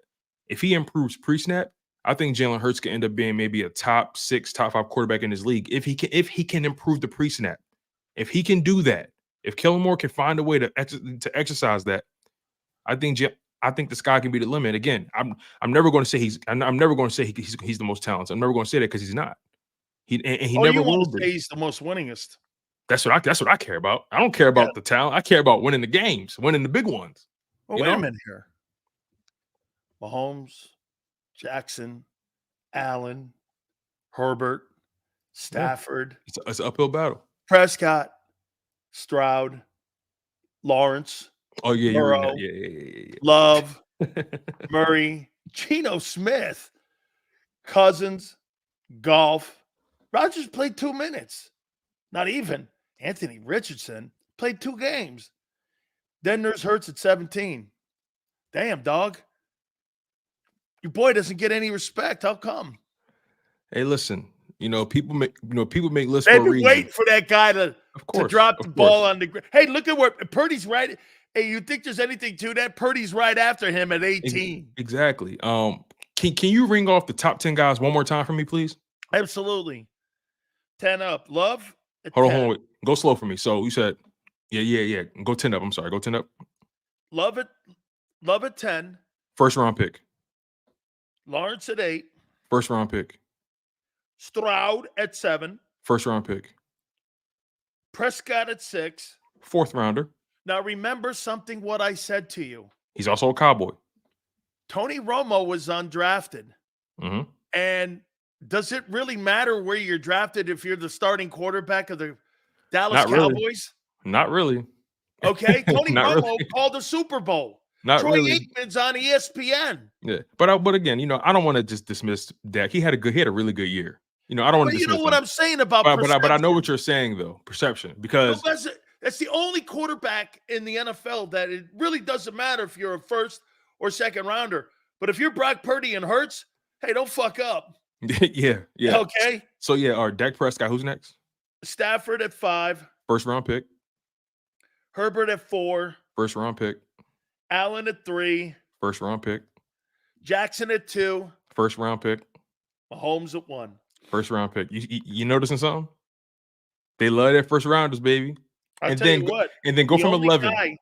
The only guy up to Hurts at 17. The only 2 guys that weren't drafted in the first round were Prescott, Smith, Cousins. That's it. Yeah, and then Hurts. So that if you think about that should tell you right then and there when you're a first round pick. By the way, I think that list is bullshit. I know you do, but it's content, right? We love it. Of course it is. So I think like you said, that list is bullshit. But also, when you're a first round pick, you're afforded certain luxuries, and that's okay, right? Yeah, you're allotted more latitude, right? But that's what makes the story that much sweeter. When you're the most hated, the most doubted, And I when you love win, that. that's why people hate Tom Brady. Because still to this day, there are some people that say to themselves, that damn 6th-round pick. Damn. Oh, Damn. He has more Super Bowls than no, no, Peyton no. Manning. I spent the Don't you first get overall it? pick on Peyton Manning. First No, don't overall. you get it? Tom Brady makes guys like Howie Roseman look stupid. Makes a lot of guys Oh, look stupid. A lot of them. All of all the them. front office and analytics guys Just, look stupid. Hey, just think Jalen about it. Hurts makes the analytic guys look stupid. Let me say this. Don't you If think Hurts was a $50 million a year guy, Tone, who was the first round pick that year that they took in that draft with Hurts? the first round picks that year were Tua, Herbert. No, him. Who would the Eagles take in the first round that year? Hold on, wait, say that one more time for me. I'm sorry.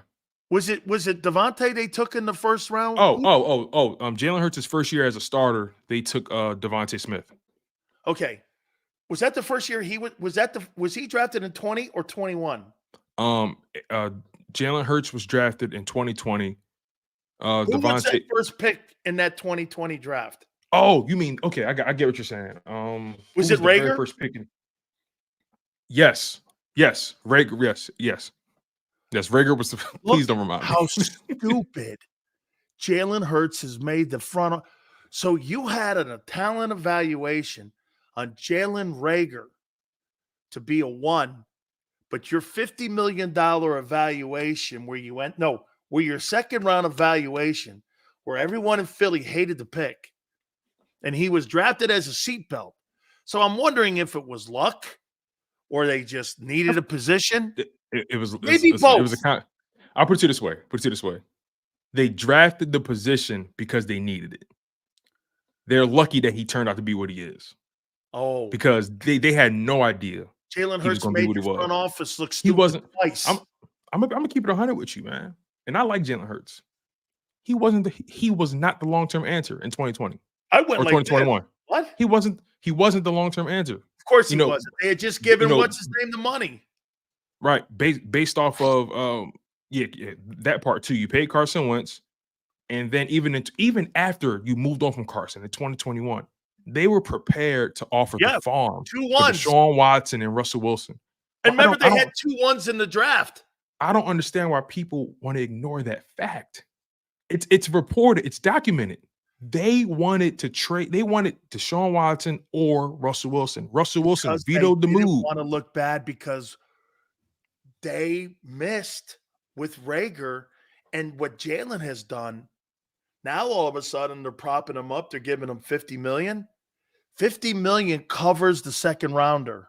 Right. And look, I respect you for paying them and trying to. I respect it, but at the same time, you didn't believe him. You didn't believe in him at first, and a lot of people didn't. Hey, dude, the Patriots missed on Brady 5 times. Let me tell you this.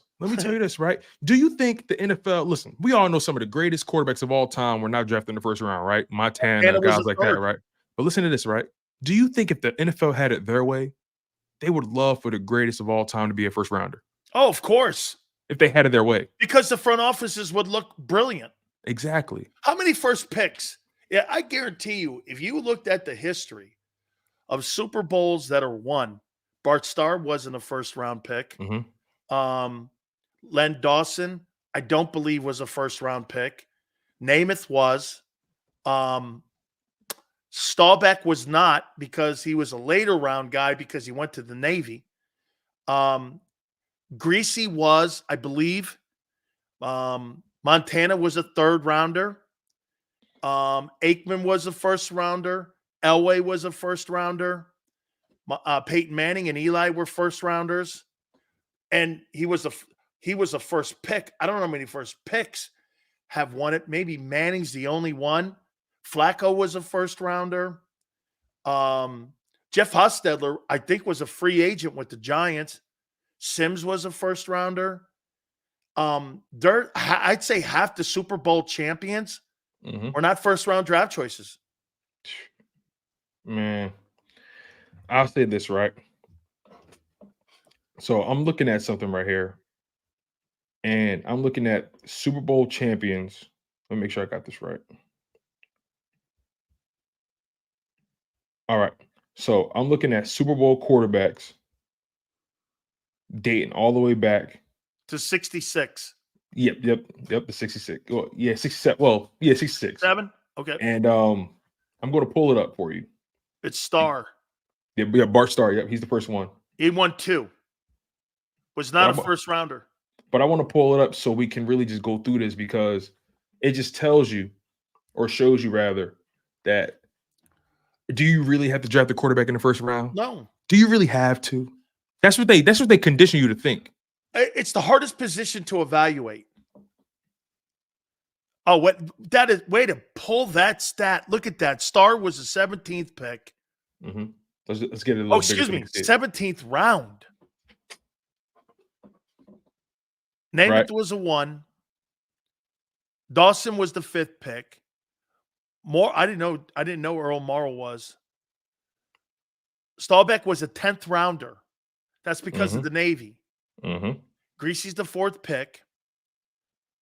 Tarkington was a 3rd rounder. Wow. Bradshaw was 1-1. There's Stabler was a 2nd rounder. I didn't know that.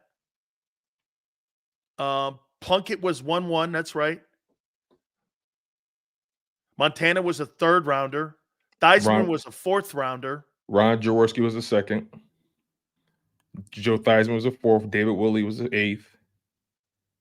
Look at all those guys who were drafted in latter rounds. Montana, a 3rd round.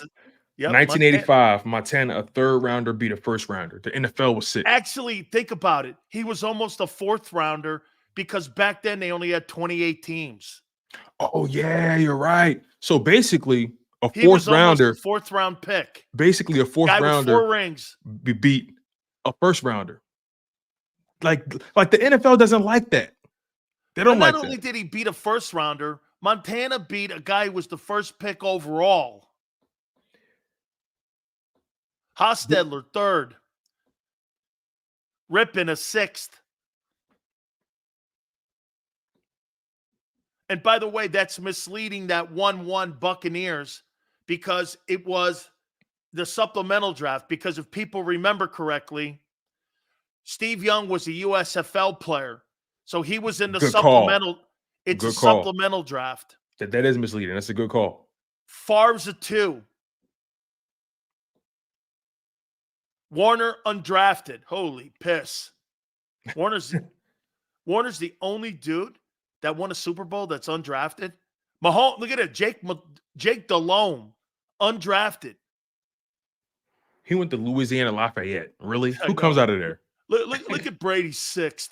That even looks stupid. Looks crazy.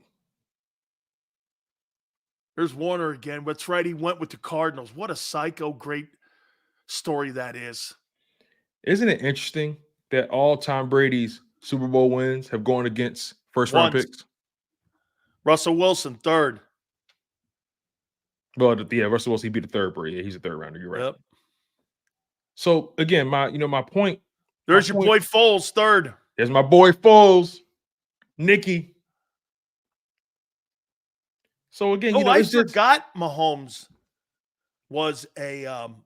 I had forgotten that Garoppolo was a 2. Yeah. Okay. So I forgot that. Overall, all I'm trying to say is, right, when it comes to the quarterback position, it's hit or miss on the ones. It's so hit or miss. Trubisky just got cut. From the Steelers. First, when they drafted him, I knew he was a bust. I knew from the moment they drafted him. How many quarterbacks were taken ahead of behind Mitchell Trubisky that teams could have had? Was Josh Allen in that? Let's look at that draft. What year was that? Let me find out. So Mitchell Trubisky just got cut from the Steelers. Let's see here. Check out the players behind Mitchell Trubisky. He was a high draft choice. All right, quarterbacks drafted after Mitchell Trubisky in 2017. Oh my God! All right, I'm gonna show you. This is insane. This is insane. This is insane. Who drafted Mitchell Trubisky? Was Chicago? Chicago? They should be ashamed of themselves. They should be ashamed of themselves. Oh, get the No way, Mahomes. They should be ashamed of themselves.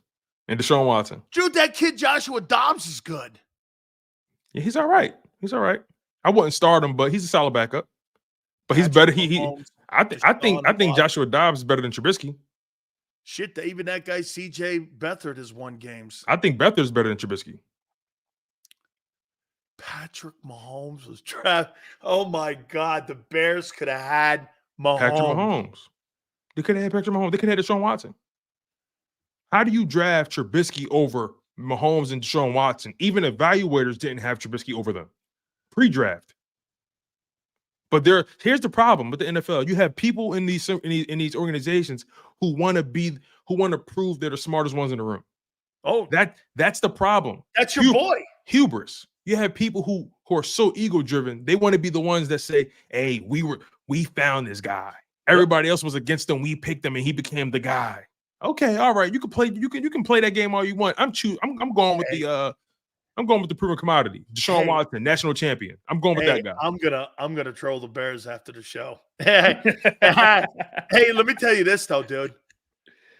Yeah. Oh my God, John McMullen trolls the Bears all the time. John McMullen, he's not known as to be a troller, but John McMullen trolls the Bears every chance he gets. Let me tell you something. That's right there in a nutshell. Why Justin Fields can't get a shot at success. You don't know what you're doing. They don't know what they're doing. Even if, listen, Justin Fields can act. I think Justin Fields is talented, but I don't think they know what they're doing. They don't. I hope he lands in Pittsburgh. It's two places I want him to go.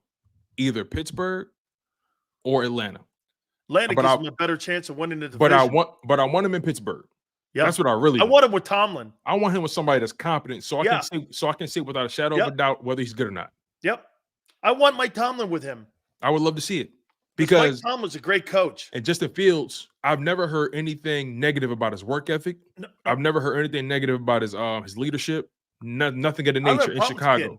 And so again, I think a guy like Justin Fields, just get him around somebody that actually knows what the hell they're doing. Please, just give him 2 seasons with Tomlin, and I bet you we see a different guy. Absolutely. Okay, here. Firing of Steve Wilkes. Now, wait a minute. What's the difference? And I'm going to jump in front of the question and say it feels different to me too. However, they won 11 games. They fired both coordinators. They cleaned the staff out. What's the difference between losing a Super Bowl with Steve Wilkes and the pressure's on? You're not firing that head coach. Okay, and dude, I'm with you. Look, 19 points, Patrick Mahomes, 4 quarters. I didn't think Steve Wilkes was the problem. However, the problem has to land on somebody. You know what I'm saying, Tone? The problem has to land on somebody. And I'm with John McMullen. I don't believe it should. I believe it should land on everybody, not a somebody. Yeah. All right, give me your takeaway. All right. All right, let me put it to you this way. You think it's racial? You know, I try my hardest not to always resort to that because I feel like at times it can get overused at times. But this man was good enough to get you to a Super Bowl, but he's not good enough to keep on the roster. He was good enough to lead your defense to being ranked 4th in defensive points per game. Man. And what I mean by that is the San Francisco 49ers were ranked 4th in the NFL at 18.8 points per game. They were top 5. They had a top 5 defense in terms of scoring. Top 5 defense in terms of scoring, right? I'm going to take it a step further. Let's go passing defense. Passing defense right here. Opponent passing yards per game. The 49ers, granted, they were 14th.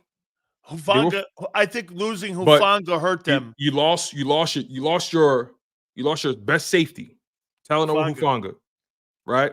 I think that changed everything in that pass defense. In my opinion. It did. But they don't want to talk about that though. So, the pass defense is ranked 14th. Rush defense. Let's just look at that.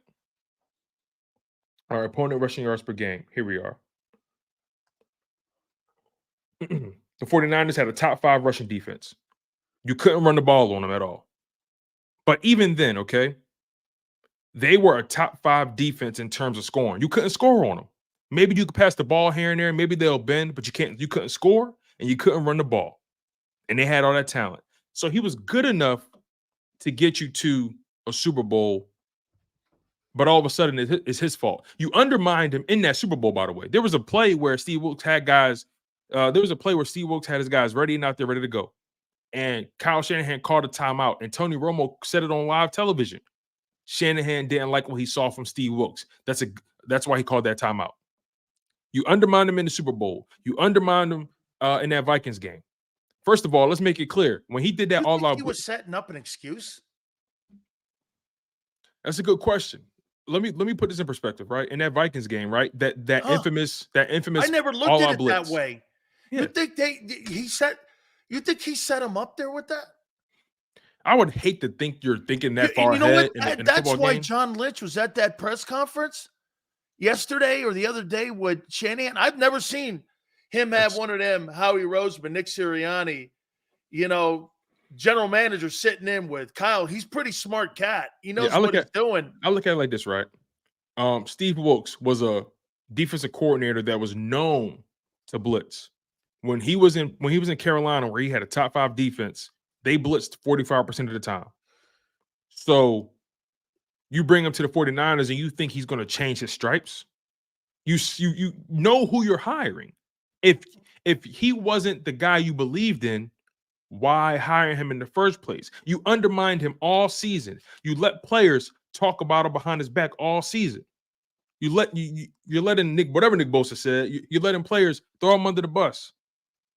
But he got your team to the Super Bowl. That defense held the Chiefs to 3 points in the first half. 3 points.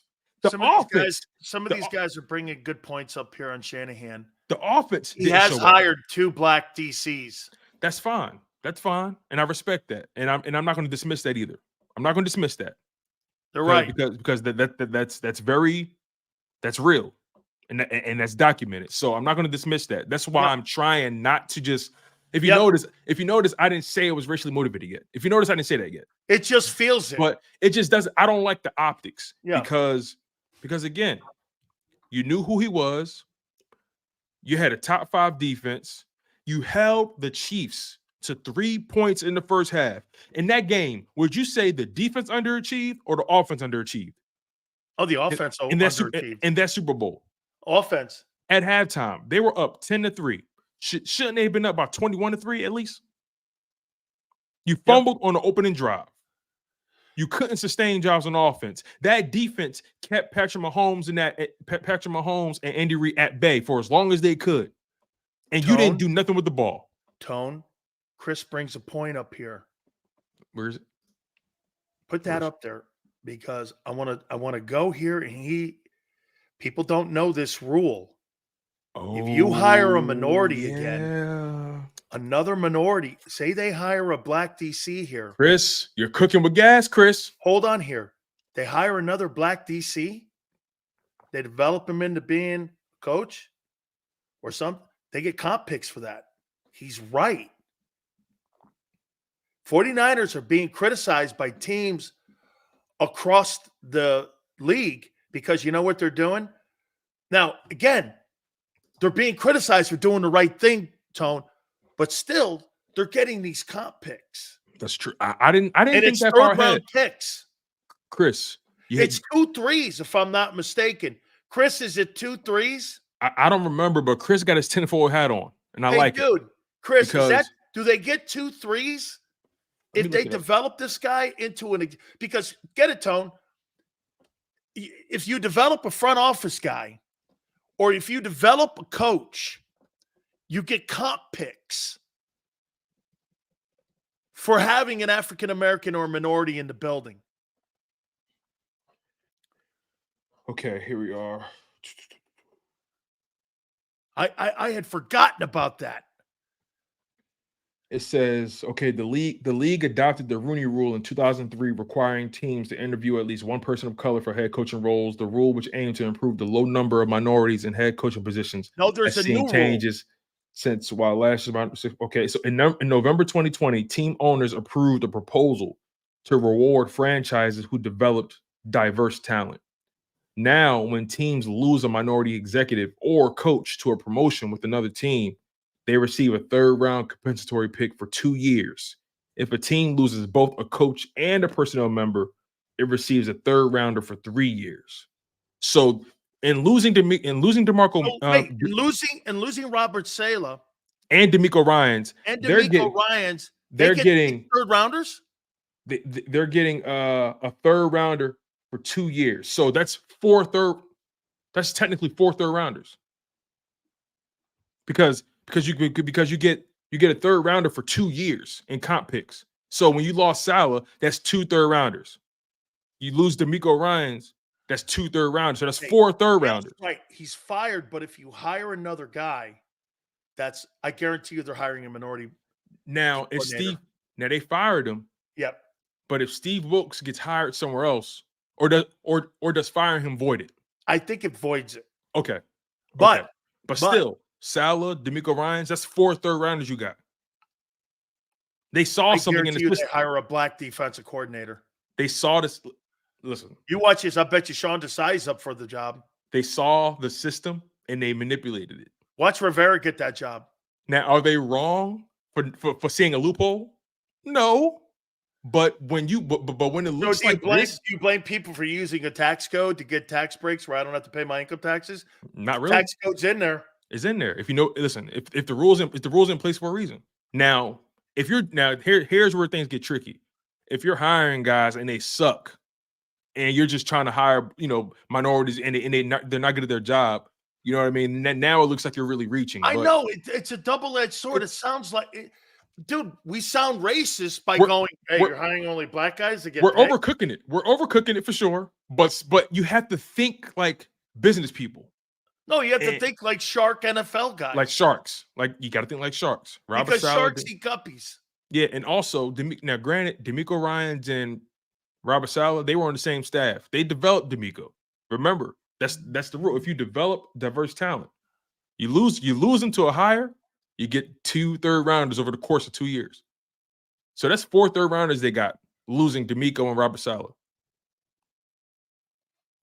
Let's see. Are we thinking too hard? I think so. I watch this. I Because I hope not. Are we thinking too hard? I hope not. Because my overall point is, I didn't believe Steve Wilkes deserved to get fired. But also at the same time, you could say to yourself, the writing was on the wall. They've been scapegoating him all year. All year. Did you hear how Shanahan talked about him after that Vikings loss? I could have sworn I heard him just say yesterday, though, all the defensive coaches are coming back, except for like a few of them. Whose decision do you think it was? Whose decision do you think it was? Do you think it was Shanahan's, or do you think it was Lynch? I think it was Lynch. No, actually, I can't. But no, I know John Lynch, 25 years. No way. That's the Yorks. That's Jed York. You think he came from above them? Yep. There's no way John Lynch is going to use a guy who held Patrick Mahomes to 19 points in a Super Bowl for 4 quarters and walk into him and justify going, hey, you're fired. And by the way, your job was win or lose to keep your gig. That I don't believe. You know what? I'm going to do what you say sometimes, Tone. I'm going to give the guy the benefit of the doubt. And this is why I hate when I know someone, because I know that guy. Mm-hmm. And I know their family. And I know the father. I know the whole group. They're great people. Yeah, you know how to do business. And that doesn't seem like them. It just doesn't. And I can respect that because you have that. I can respect that because you have the relationship. I just don't like the fire. On the other hand, they fired Harbaugh, and they got rid of Kaepernick, and the way they've handled themselves sometimes in critical situations can be a little sketchy, you, man. I think that Kyle Shanahan. I'm gonna put it out there to you. I see him in more situations shit the bed, and I got to tell you, I'm not impressed. I'm not impressed with him. Steve Wilkes in that defense held Patrick Mahomes to 0 points up until the final minute. Sean McVay runs circles around that guy. Easily. It's not even a question. He's a better in-game decision maker. He's more poised in big moments. He doesn't overcook it, and he understands situations. Again, like I said, I'm not even going to make it about race. I'm not. I'm just going to talk about the facts. The fact of the matter is, Steve Wilkes in that defense held Patrick Mahomes to 3 points in the first half. Kyle Shanahan's offense only was able to put up 10 points in the first half. You held Patrick Mahomes to 19 points in a 4-quarter game. That defense. Kyle Shanahan, where were you guys? You guys did not take advantage of your opportunities. That game wasn't lost because of defense. Tony, you think there was a bitching match between the two of them guys where, because yesterday Shanahan said that, well, Steve Wilkes is coming back. And after Bosa made those comments that, he went after, because Nick Bosa went after him. I don't like that. See, I don't like that. I don't like that. Dude, so you call out your coach and you may have cost him your job. You know what I say to him? That same coach put you in a position to have double-digit pressures in the Super Bowl. How about you get a sack? Man, I'm really pissed off at him for opening his face like that. How about you turn into a closer and actually force a fumble, do something? Javon Hargrave had a better game than you, and he didn't have that many pressures. Like, come on, man. I don't like when people don't take accountability, and I hate when people misplace blame. And I feel like this is exactly what that is. This is exactly what that is. It is. They lost that game because of offense, not because of defense. No. How about this? Debo Samuel. I kind of get it, but it's just a terrible look. Debo Samuel underperformed. George Kittle underperformed. Brandon Ayuk underperformed. Your offensive line. Too. Your offensive line underperformed. I saw Trent McDuffie beating Trent Williams. I know. I saw Chase Young get by that other guy. Are we serious? I saw Trent McDuffie beating Trent Williams. Remember I told you like on Monday, I think. I told everyone on Monday, man, Kyle Shanahan's blocking schemes and his offense, they just don't jive with me on all the complex routes he runs. He runs so many complex routes. I mean, you know that throwback they had? That throwback should have been a loss for yardage because a guy missed the block. Mm-hmm. And somehow that guy got that pass across down to McCaffrey. Yeah. Was it Jennings? He got that pass down there. Yeah. The only reason that pass got over there was because the Jennings shook them off, right? So what happened was before Jennings got the ball, when the ball was in the air, before Jennings even got it, the Chiefs defender was making a beeline for the ball. That would have been a pick six. But what happened was the Niners offensive lineman chipped the defender. And that bought Jennings just enough time to catch that ball and let it go. Man, this is the nature of the game, right? Scapegoats. I guess so. It's the nature of the game, man. Here's the last one here for you. Yes, sir. Is Hassan Reddick worth mortgaging the future payroll flexibility? When you put it that way, no. Because I think they have a lot that they need to work on besides just Hassan Reddick. Me personally, and I don't mean any disrespect. I can find me another one of those. I just don't know why people are so. And I like Hassan. I like Hassan. And do I think he's one of the best pass rushers? Do you think pure the pass Eagles rushers? do? Say that again. You think the Eagles like him? I think they like him, but I don't think they love him. I think they like him, but they don't love him. Like you say, don't fall in love, fall in like. Fall in like. They like him. It's healthier falling in like. Love blinds you. You bet. And it's Valentine's Day, baby. We all know what that's like. Love blinds you and passion blinds you. Mm-hmm. Mm-hmm. Okay? When you're in the NFL, two of those things have to be excluded. I'm when challenged about building a team. I'm challenged every day, Sills. I know you are. Keeping my passion from blinding me from the business. Tone, that shitty league has jaded me so horrifically that I don't really fall in love with anything anymore when it comes to field football and how you build a team. Yeah. That I know that there's guys in the league I really like. Like, watch this, Devontae Smith, my favorite Eagle. But I'd get rid of him in a second if I thought it would help me get closer to a Super Bowl. And some people in Philly would go, what? And that's why when I brought up the Deshaun Jackson and all this other stuff, and I was like, these guys really have these emotional, like Brandon Graham, when I go like this, it must kill people, and it must even kill you to an extent. He's out of here. I don't care. He's Yeah, not productive. he has He's to not go. bringing me anything any longer. I put need it the this way. roster chair. So It I'll say sounds this, right? terrible, doesn't it? It sounds like a business. But let me say this real quick. You know, you mentioned Deshaun Jackson, the Jeremy Maclin, and the LaShawn McCoy trades, right? And how that kind of killed Eagles fans. Knowing what I know today, if you asked me if I would do it again, yeah, I would. I'm sorry. Bye-bye, Deshaun. Bye-bye, LaShawn. Bye-bye, Jeremy. And you love those guys. And I love those guys. But if I had to do it again and I knew my Super Bowl was coming, I put them on the first flight. Think about what you just said. Hey, Tone, 2 years from this move we're making, you're going to win the Lombardi Trophy. We got to cut or move or trade Watson or Shady McCoy and Deshaun Jackson. You're telling me you wouldn't do it? I got a topic for you. If you knew the Eagles would win the Super Bowl in 2 years and all you had to do was trade A.J. Brown and Hassan Reddick, Eagles fans, would you do it? No, they won't, but I would. If you knew you had a Lombardi Trophy, matter of fact, let me not even guarantee the win. Let's bring it home to a reality move. Mm-hmm. I won't even use Kansas City. Right. Is Jordan Love closer to a Super Bowl without Devontae Adams on the roster or with him on the roster? I'll take it a step further. Is Jordan Love closer to a Super Bowl without Devontae Adams than Jalen Hurts is with A.J. Brown? I think Jordan Love's closer. I think Jordan Love is closer. That's the unbiased me talking. Hey, that's me putting my passion in my back pocket. These people can't see this. Like we've been talking about Jefferson. Jefferson, Minnesota is not worth 30. Jefferson, Minnesota, CJ Stroud, he's complete.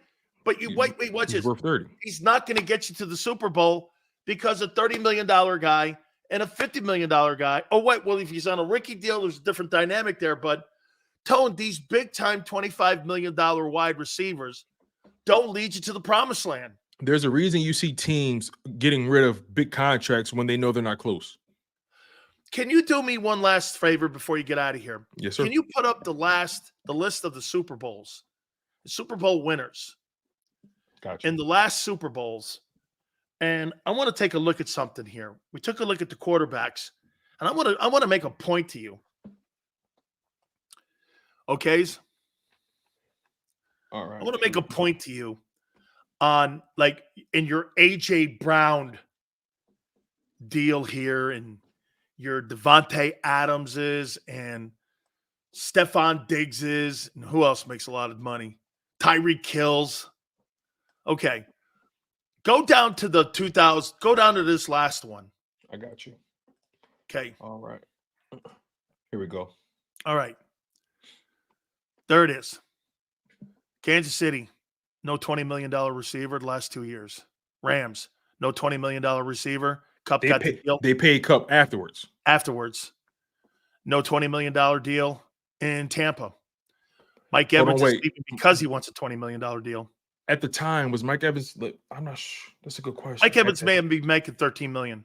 At that time? Yeah, something like that. I can't remember, but you're probably right. It's 2020, so you're probably right. Kansas City, Tyreek Hill was not making $25 million. At the time, nope, he wasn't. I think he was still in a rookie deal. Correct. Nobody in New England ever makes $20 million. The Eagles, nobody on there was making Nobody in that team made $20 million. Now, granted, for context, remember, those contracts get increased every year. Okay, highest paid receivers, we'll say. Let's do that. Let's do highest pay. I think that's more reasonable. Okay, so highest paid receiver. So nobody the Eagles, in 17 in New England. Listen, in 18, the Eagles had Alshon Jeffrey, Torrey Smith, and Nelson Aguilar. None of those guys were even in the top 10 as far as paid receivers. Not even 15, I don't think. If I'm not mistaken. They were all, in my opinion, Alshon Jeffrey, Torrey Smith, and Nelson Aguilar, they were a combination of B level to C plus receivers. Go back a little further. I want to make another point. And we'll just say, because the market did change. Well, how about this? The only guy that I see on that list for the last, 1, 2, 3, 4, 5, 6, 7 or 8 Super Bowls, maybe is Mike Evans. Other than that, where's the big time receiver dude that was making the big money? Show me. Where's your big money guy, highest paid guy? That never happened in New England. The Broncos? They didn't. I mean, who They was didn't on have that team? their best receiver at that time was, I think, Emmanuel Sanders. Something like that. You think he's the highest paid guy back then in 18 when he had Hell Randy no. Moss in the league? Hell no. Look, and they got rid of the Seattle team. They didn't have DK Metcalf then. Nope, not at all. They had Doug Baldwin. He wasn't the highest paid guy at the time. I think they moved Percy Harvin. No, they had Percy at that time, I think. Okay. They had Percy. Percy may have been. He was a punt returner. Their highest paid player, the kid from Florida. Probably was their highest paid, but he was a punt returner. He had migraines and concussions. Like, he wasn't the highest paid, What receiver can you name? Michael Crabtree in that San Fran Super Bowl against the Ravens? Michael Crabtree? I mean, who else was in that Super Bowl? Who did the Anquan Bolden? Anquan Bolden wasn't the highest paid guy. He was on the back nine. Yeah, he was on the back nine. New York Giants when they beat the Patriots. Here's the point here. Well, you're right. David Tyree. What was it? David Tyree. Plexico Burris, I think. Plexico Burris. That could be the time right there. That 12. Burris was up there high because remember they got him from Pittsburgh. Right. You're right. So that's probably the time. I mean, Green Bay didn't have high-priced wide receivers. No, they had Greg Jennings, Donald Driver. They had Randall Cobb, Jordy Nelson, I think. Right? I think they had, but he wasn't the highest paid. You know what I mean? They had Randall Cobb. I think that we don't need to go any further. So tell me, Tone, what's the point of having A.J. Brown on your team when high-priced wideouts don't deliver? You got to get them early in their careers, too, like the quarterbacks. They won that Super Bowl in Kansas City when Hill wasn't on a big-time deal. You raise a really good question, right? You can make an argument, actually, that you're better off having a high-paid tight end than a high-paid wide receiver.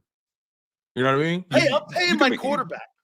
You can make an argument for that. So get this. If I have to pay my quarterback, I ain't paying the wide receiver for it because I'm paying that quarterback to carry the load of my offense, not to rely on somebody. That's the mistake they made in Dallas, and that's the mistake they think they have with – see, they're going to do the mistake everyone thinks. Watch this. Mm-hmm. They're going to do the same shit they're doing in Philly. They're going to pay Lamb $28 million, and they're going to give Dak $60, and they're going nowhere. You want to hear something really interesting real quick? So before CJ Stroud got to the Texans, they were literally in quarterback purgatory. They had nobody, right? Nobody. And their best receiver was Nico Collins this year. Nico Collins had almost 1,300 receiving yards on 80 catches. Now, listen to this. Prior to CJ Stroud getting there, did you know Nico Collins has less receiving yards in his first 2 seasons combined than he did in 1 season with CJ Stroud? CJ Stroud elevated his game. He made him better.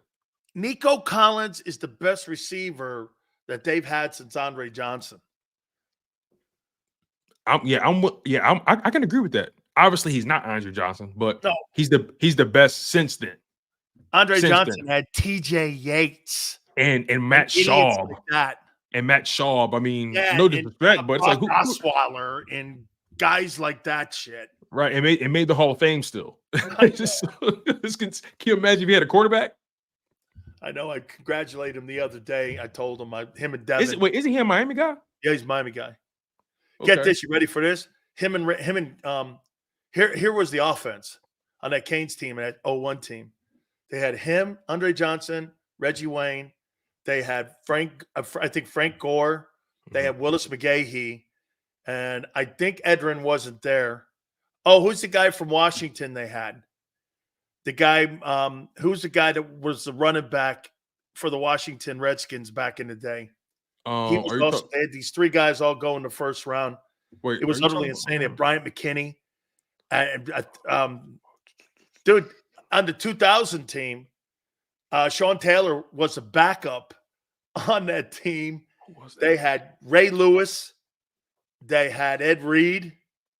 Yeah. They had Butch did a great job recruiting. Flint Portis. Was Clinton Clinton Portis. Portis? Well, McKay? Clinton Portis was drafted by Denver, though. Oh, that's right. He went to Denver, then ended up in Washington. Right. But listen to this before I get out of here, Sills. You know, watching these playoffs really made me reevaluate how I think this wide receiver room probably should be constructed going forward. I saw Jordan Love with a bunch of nobodies dismantle the Cowboys. Dismantle them. Why? Because they had a respectable play caller and they had a quarterback that was able to deliver. I saw the Houston Texans dismantle. Who did they beat in the first round? Who was that? Colts? Was it the Colts? I can't remember.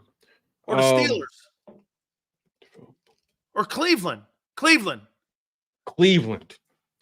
I watched CJ Stroud drop 40 on the Cleveland Browns defense.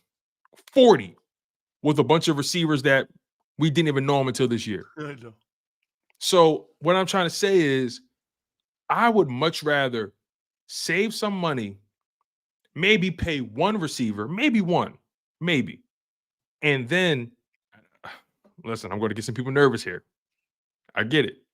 But this is how my mind works. It's because you've gone with the money. I'm thinking about the money, and I'm Your also money thinking about Hurts and balancing the offense and the defense. Balancing the cap. And I'm looking at it like this. I would as much as I love AJ Brown and all those guys, I would much rather, if it's again, especially if I knew I'm going to spread the ball around and I have a reliable play caller, I feel, first of all, when you're putting a team together, you're supposed to be more confident in your quarterback and your play caller than any receiver. Because again, I saw Matt LaFleur making Romeo Doubs and whoever else they have on the roster look like all pros. I They saw ran circles around the Cowboys Pro Bowlers. Exactly. And that Cowboys was a top 10 defense, a top 5. We saw 2 top 5 defenses Taken apart in the Browns and the Cowboys being taken apart by what? 2 legitimate play callers and 2 young quarterbacks. Yep. With nobody receivers. Really put that in motion. Really think about that. 2 top 5 defenses were taken out by quarterbacks on the rookie deals and a top flight play caller with no weapons that we knew of until this year. So again, Jalen Hurts is going to have to get to a point where he's going to have to start, because again, we see that guys can have careers with him. We've seen it. We see that. Now, okay, can you find a way to do that with somebody you're spending less money on? Because their mind was in the right place when they brought in AJ Brown. Their mind was in the right place. So the last 2 Super Bowl teams, Tone, have had all the toys and the 2 quarterbacks.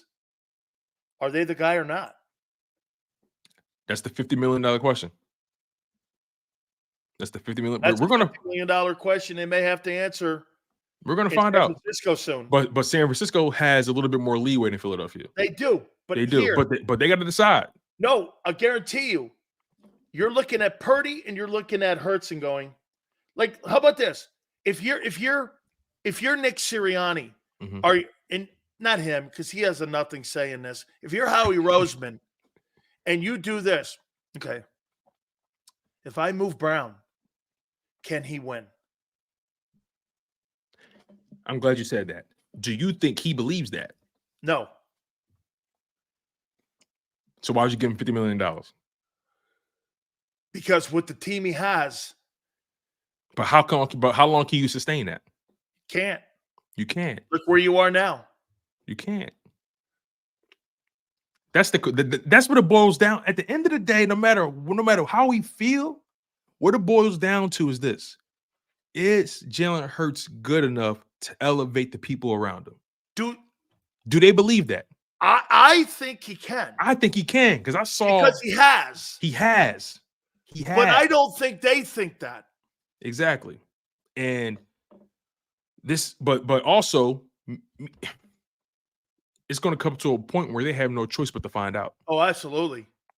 That's the part where it gets real interesting. Remember, hey, I want to leave you with this, and we'll end it here. But can you name me a quarterback that had the highest paid numbers, like Golf and Wentz and Carr and Murray? Can you name me a guy that went on a second-year contract that got a second-year or that got a second contract that went on to You're talking make about- more money than he initially made.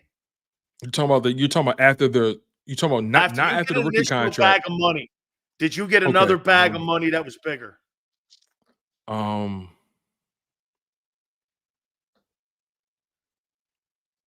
Let me look up something before we get out of here. Highest paid quarterbacks by year. See if I can find it. See, because I never thought Stafford was the highest paid guy. I thought he hung around 38 his whole time. All right, let's see if we got this here. Okay, so Cousins got that $87 million deal when he went over there from Washington. All right, so I had this is between 2004 and 2017. We'll go with the $50 million guys, or the third. Start at 38. Let me see. Those big money, because those guys, to me, it's the money. It's those huge money guys. Okay, give me one moment. I got want you the right 40 guys. All right, so quarterbacks. Okay, so you want to start in the $50 million range? 40. Let's do 40. If they got second bags of money. All right, let me try to go back and get that year. So 2022. Okay, in 2022, Aaron Rodgers became the first player to make $50 million. So we can start there. Okay. Well, he won a Super Bowl. He's got 4 MVPs. Right. So he's worth it. Right. Russell Wilson. He got a second big bag of money. But it was at that time. Won a Super Bowl. Okay. Right. You thought it was the deal at the time, even the Eagles did. Right. Now, after that, Kyler Murray got that money, $46 million. How's that working? Not good so far. Deshaun Watson, second bag? Do I think right now he's getting the second bag of money? Yeah. At this rate, no. Okay. But especially when you think about the injury history. So no, I don't think he's getting the second bag of money that big. Deshaun Watson, not delivering. That could be the biggest contract disaster of all time. Yep. Patrick Mahomes, we already know how that goes. Josh Allen. He's talented. He wins games, but so far the contract hasn't panned out. Would we not agree? And you're in cap hell right now in the middle. Yeah, but what makes it even worse right now is you're about 40 million or 30 million over the cap. And you haven't 44 million, and you haven't won a Super Bowl not once, and you were on the doorstep every single year. 4 straight AFC titles, dude. Right. I don't want a hat. I want a parade. Derek Carr. Nothing. He didn't get the Saints threw him a bag of money. I don't know why. Dude, I know. And it killed them. They're the worst cap team right now. Mickey Loomis has been kicking the bucket down the street for way too long. Man, for that Super Bowl and the Dennis Allen thing, it just doesn't make sense since Sean Payton left. Matthew Stafford, he got a second contract, right? Or was it a restructure? Well, what's he making? At that time in 2022, it was 40 million. Oh, okay. At that time. Yeah, he delivered a Super Bowl. He did. So he got the second deal. Yeah. Now he restructured it. He restructured it down to 38 or 35 or something like that. Right. As of right now, Matthew Stafford has an average salary of his average salary is still 40 million. Okay. All right. But still, in this NFL, Delivered. that's a bargain in this NFL. Delivered. And he delivered. Dak Prescott at the time, 40 million. He hasn't delivered, dude. He's not worth it. Has not delivered. Kirk Cousins, we all know what that is. At the time, he was making 35 million. Dude, at the end of the day, he's done nothing. Right. Jared Goff. I try to tread lightly with Jared Goff. How much would you give him? Because he's up now. Would you give him another bag of money? So what's his annual salary? As of right now, Jared Goff's annual salary is 33.5 million. Would you give him 45? Can I give him 43?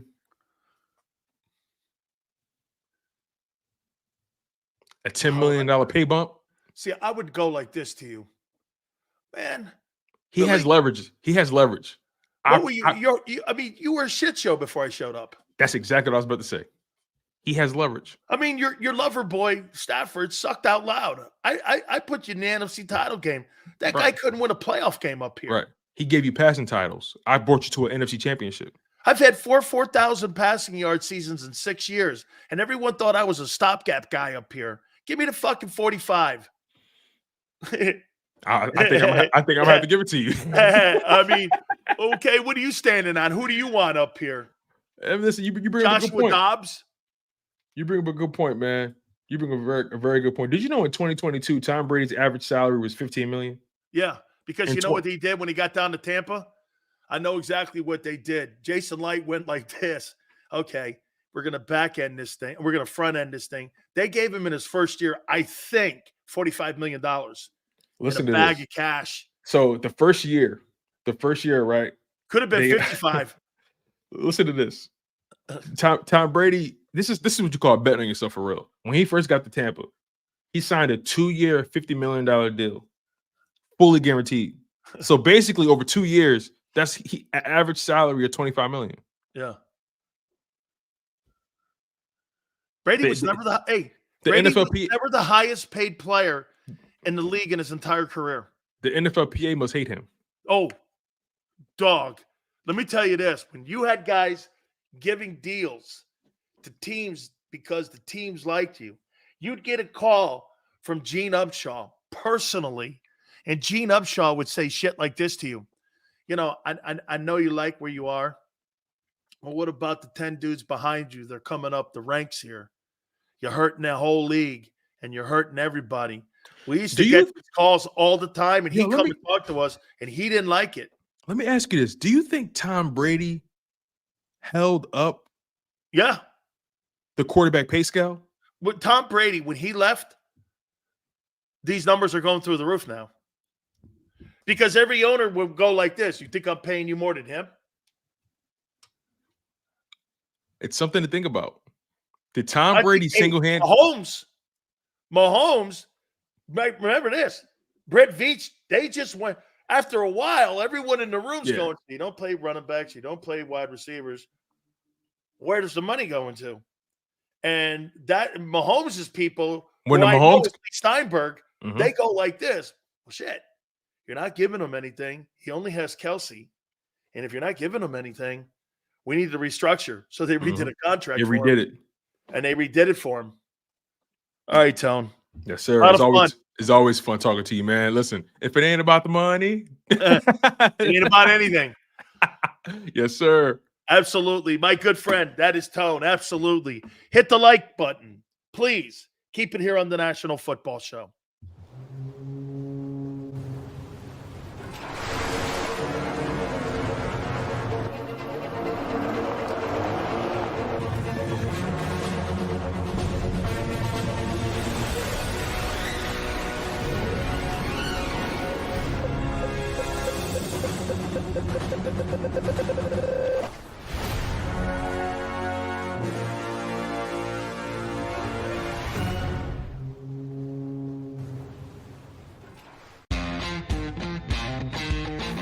Go for the pulls and the pools.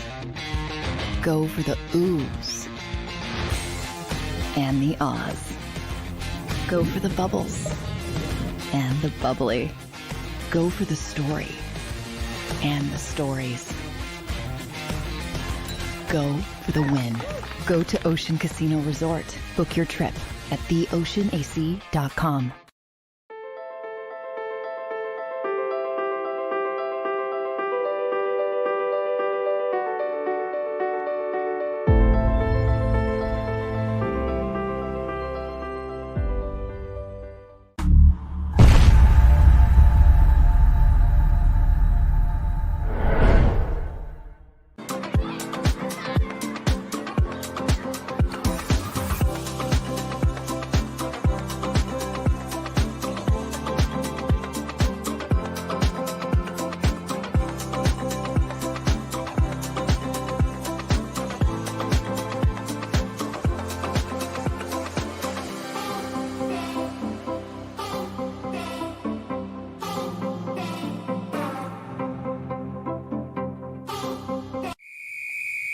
Underdog Fantasy has a way for you to play alongside your favorite football team all season long with their fantasy pick'em game.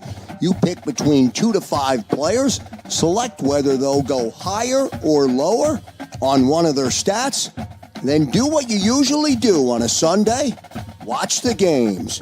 You can win up to 20 times your money in a single game by going 5 for 5. It's a fantasy game, and the Sports Betting Show wants you to get involved. Go to UnderdogFantasy.com. When you sign up, use the promo code WIN, and Underdog will double your first deposit up to $100. That's UnderdogFantasy.com. Use the promo code WIN. Go for the win. Go to Ocean Casino Resort. Book your trip at theoceanac.com. EAGLES. Eagles.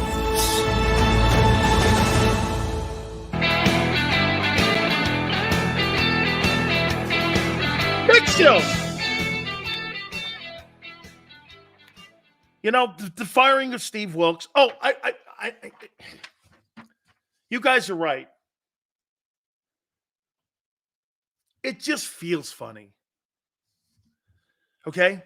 I wanted to say this earlier about Travis Kelce.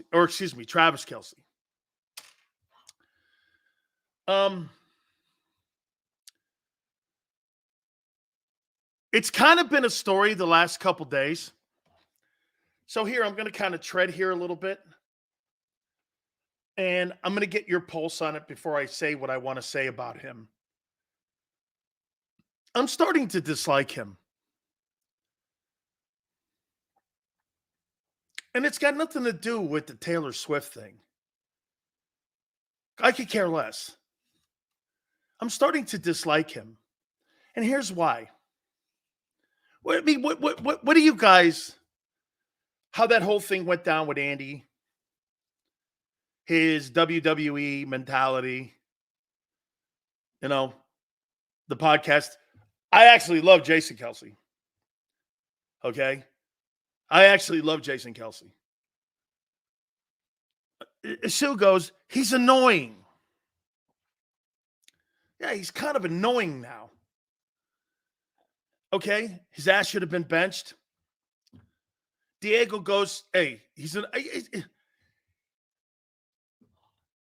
the starting getting to his head? Denny, he's going where I'm going. Denny, I wrote this down. Tell me if you guys agree or disagree, or I'm being old man, get off my lawn stuff. Yale, tell me if I'm old man, get off my lawn. You too, Tone. I watched Travis Kelce and how he lands Taylor Swift. Awesome. I don't really care about that. That's not a big deal. I know a lot of athletes. I mean, right? Brady had Giselle. Russell Wilson has Sierra. Everybody's kumbaya and everybody loves it. It's all good and shit, right? Great. More power to you. You can land. You can land a prom queen. Okay. Great. Nothing there. The shoving of the Andy Reid and getting the pass. He goes on stage. He starts screaming like a maniac. Why do I see a cheap man's version of Gronkowski? I mean, Gronk's genuine. I think this guy's acting.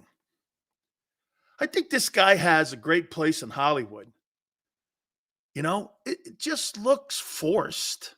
Like he's not really that guy. Jason Kelce jumping out of a booth in Buffalo with a beer in his hand. I got to tell you something. Did you guys watch that video? Did you guys watch that video of Taylor Swift gunning beers and slamming the beer down? I was like this, shit, that chick's cool, man. She's gunning beers in the booth. Chick that's worth $2 billion, she's gunning beers with people in the booth.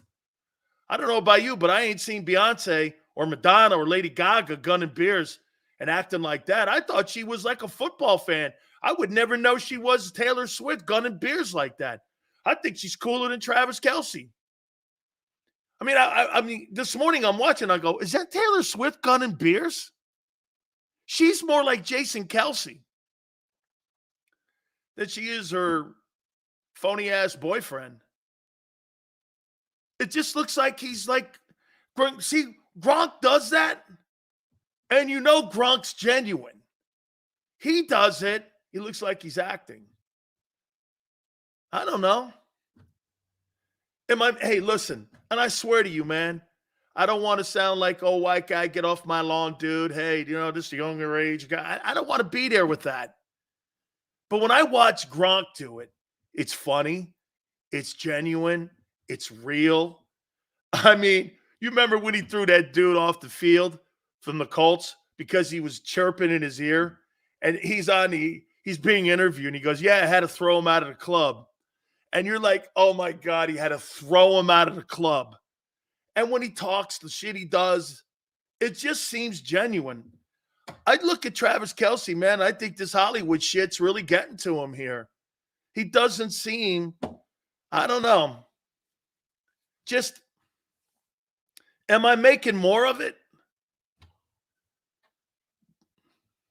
Dude, she was gunning beers. I was like, damn. Holy cow. I mean, she's going bam. She's pounding the cup down. I'm like, that's my kind of chick. I thought that was cool. Sills, he's trying too hard. He's acting entitled, and shoving of Andy or any coach is unacceptable. Players should know their role. Yeah, I know. And I said this to my wife. My wife thinks, get this, my wife will give you more. She's a coach. She's a rugby coach. She said she would have threw his ass off the field and into the locker room, and he would have had a problem. She's like, that's not being tolerated. And my wife gives latitude to everybody. Okay? She goes, you think Jimmy Johnson, you could do that shit? No, I don't think that. Taylor Swift, man. Okay? I'm a fan of hers. I'm not a fan of Travis Kelce. Actually, if you're Travis Kelce, dude, let me tell you something. Once your football career's over and you ain't with her, you're going to go back into the abyss again. That chick made you publicly.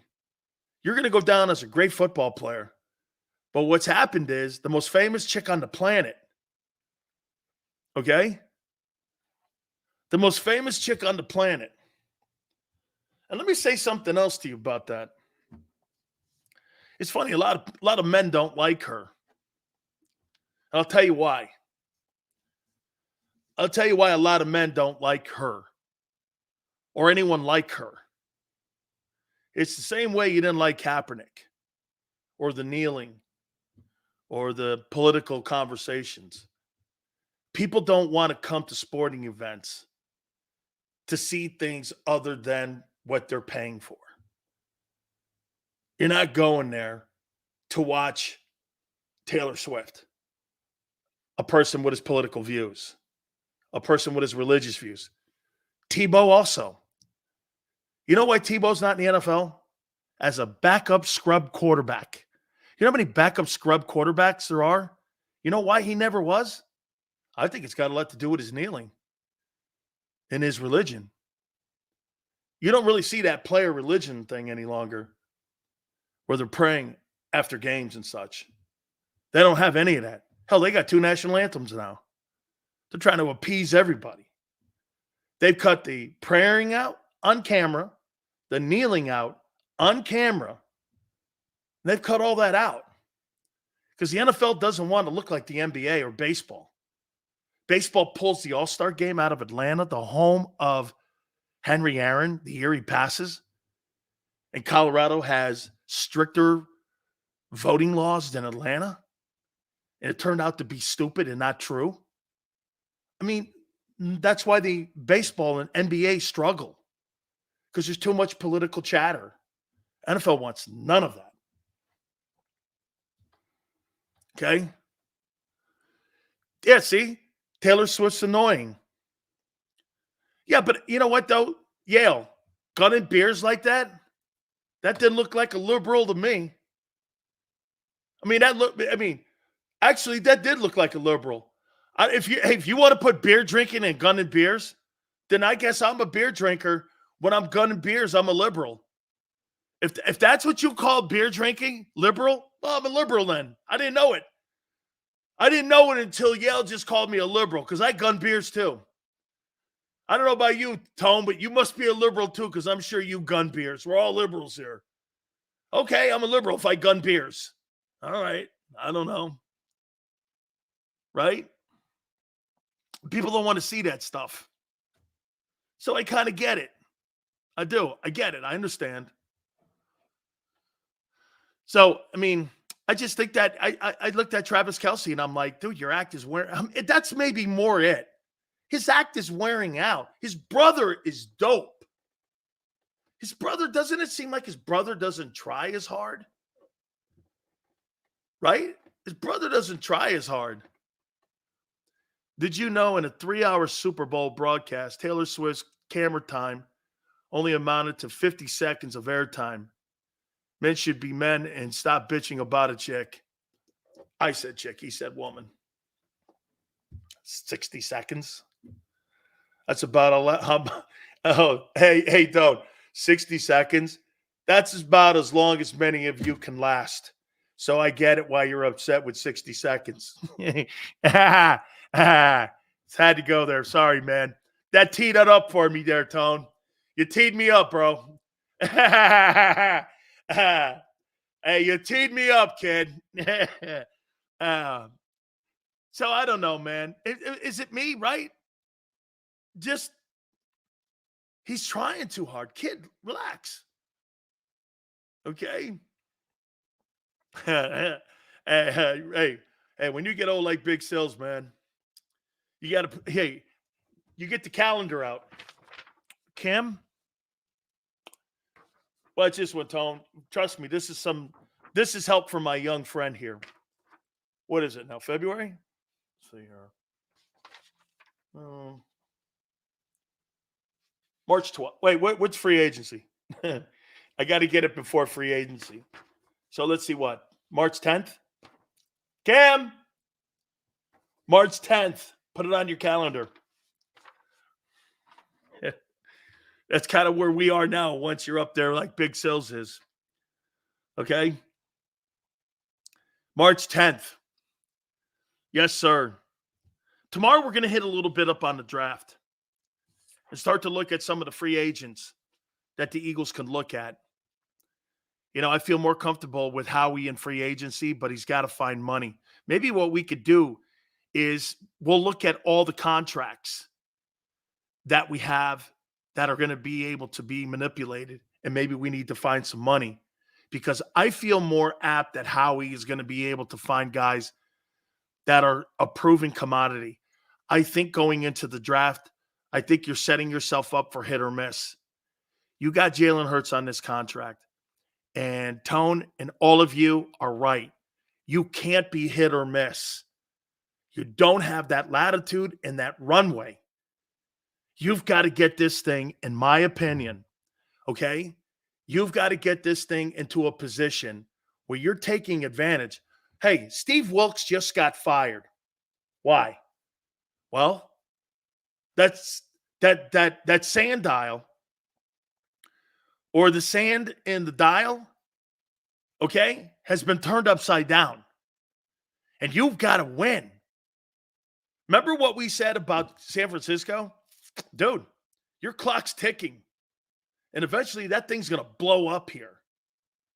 Okay? That thing's going to blow up. You have got to take advantage of this. And I'll tell you, the first guy that I'm going to look at, and me, that's that Deebo Samuel kid. Dude, you're always hurt. There's always a problem with you. You're coming off the field all the time. I don't know. He may be my first guy that I sit there and try to make a move on here. So, I mean, you have got, in my opinion, you have got to make this thing happen here. And so we're going to take a look at that. Also, a little bit more on the Hassan Reddick stuff.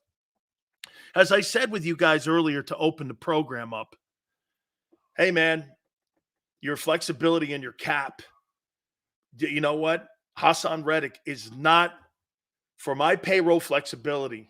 I need to have payroll flexibility going into this offseason to sign guys. And if he hurts my chances at payroll flexibility, I truly have no interest in re-signing him.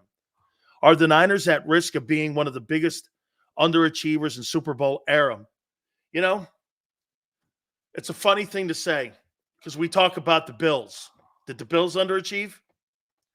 They won 4 straight AFC championships. Would you say that's underachieving, Tone? Would you guys say that's underachieving? 4 straight AFC championships. You'll never see that again in pro football history. You will never see 4 teams. You never see a team go 4 straight years to a Super Bowl. Never. They did something you'll never see. And I think I think they did something you'll never see again, and that's not win one of those things. I mean, 4 straight, and you don't win a title. But yet, to me, that's an amazing accomplishment on what those guys accomplished. So, again, I don't know. All right. I want to thank you guys for coming aboard. Really appreciate it. You guys were sensational as always. Xander, Big Joe, absolutely thank you very much. Our great friend Tone, thank you, brother. We really appreciate you doing this for us, man. Absolutely awesome stuff. We appreciate everybody coming aboard with us. John McMullen was sensational. Love John coming on the program. Don't forget to check him out on Birds 365, 2 to 6 tomorrow, and we'll see you on the flip side.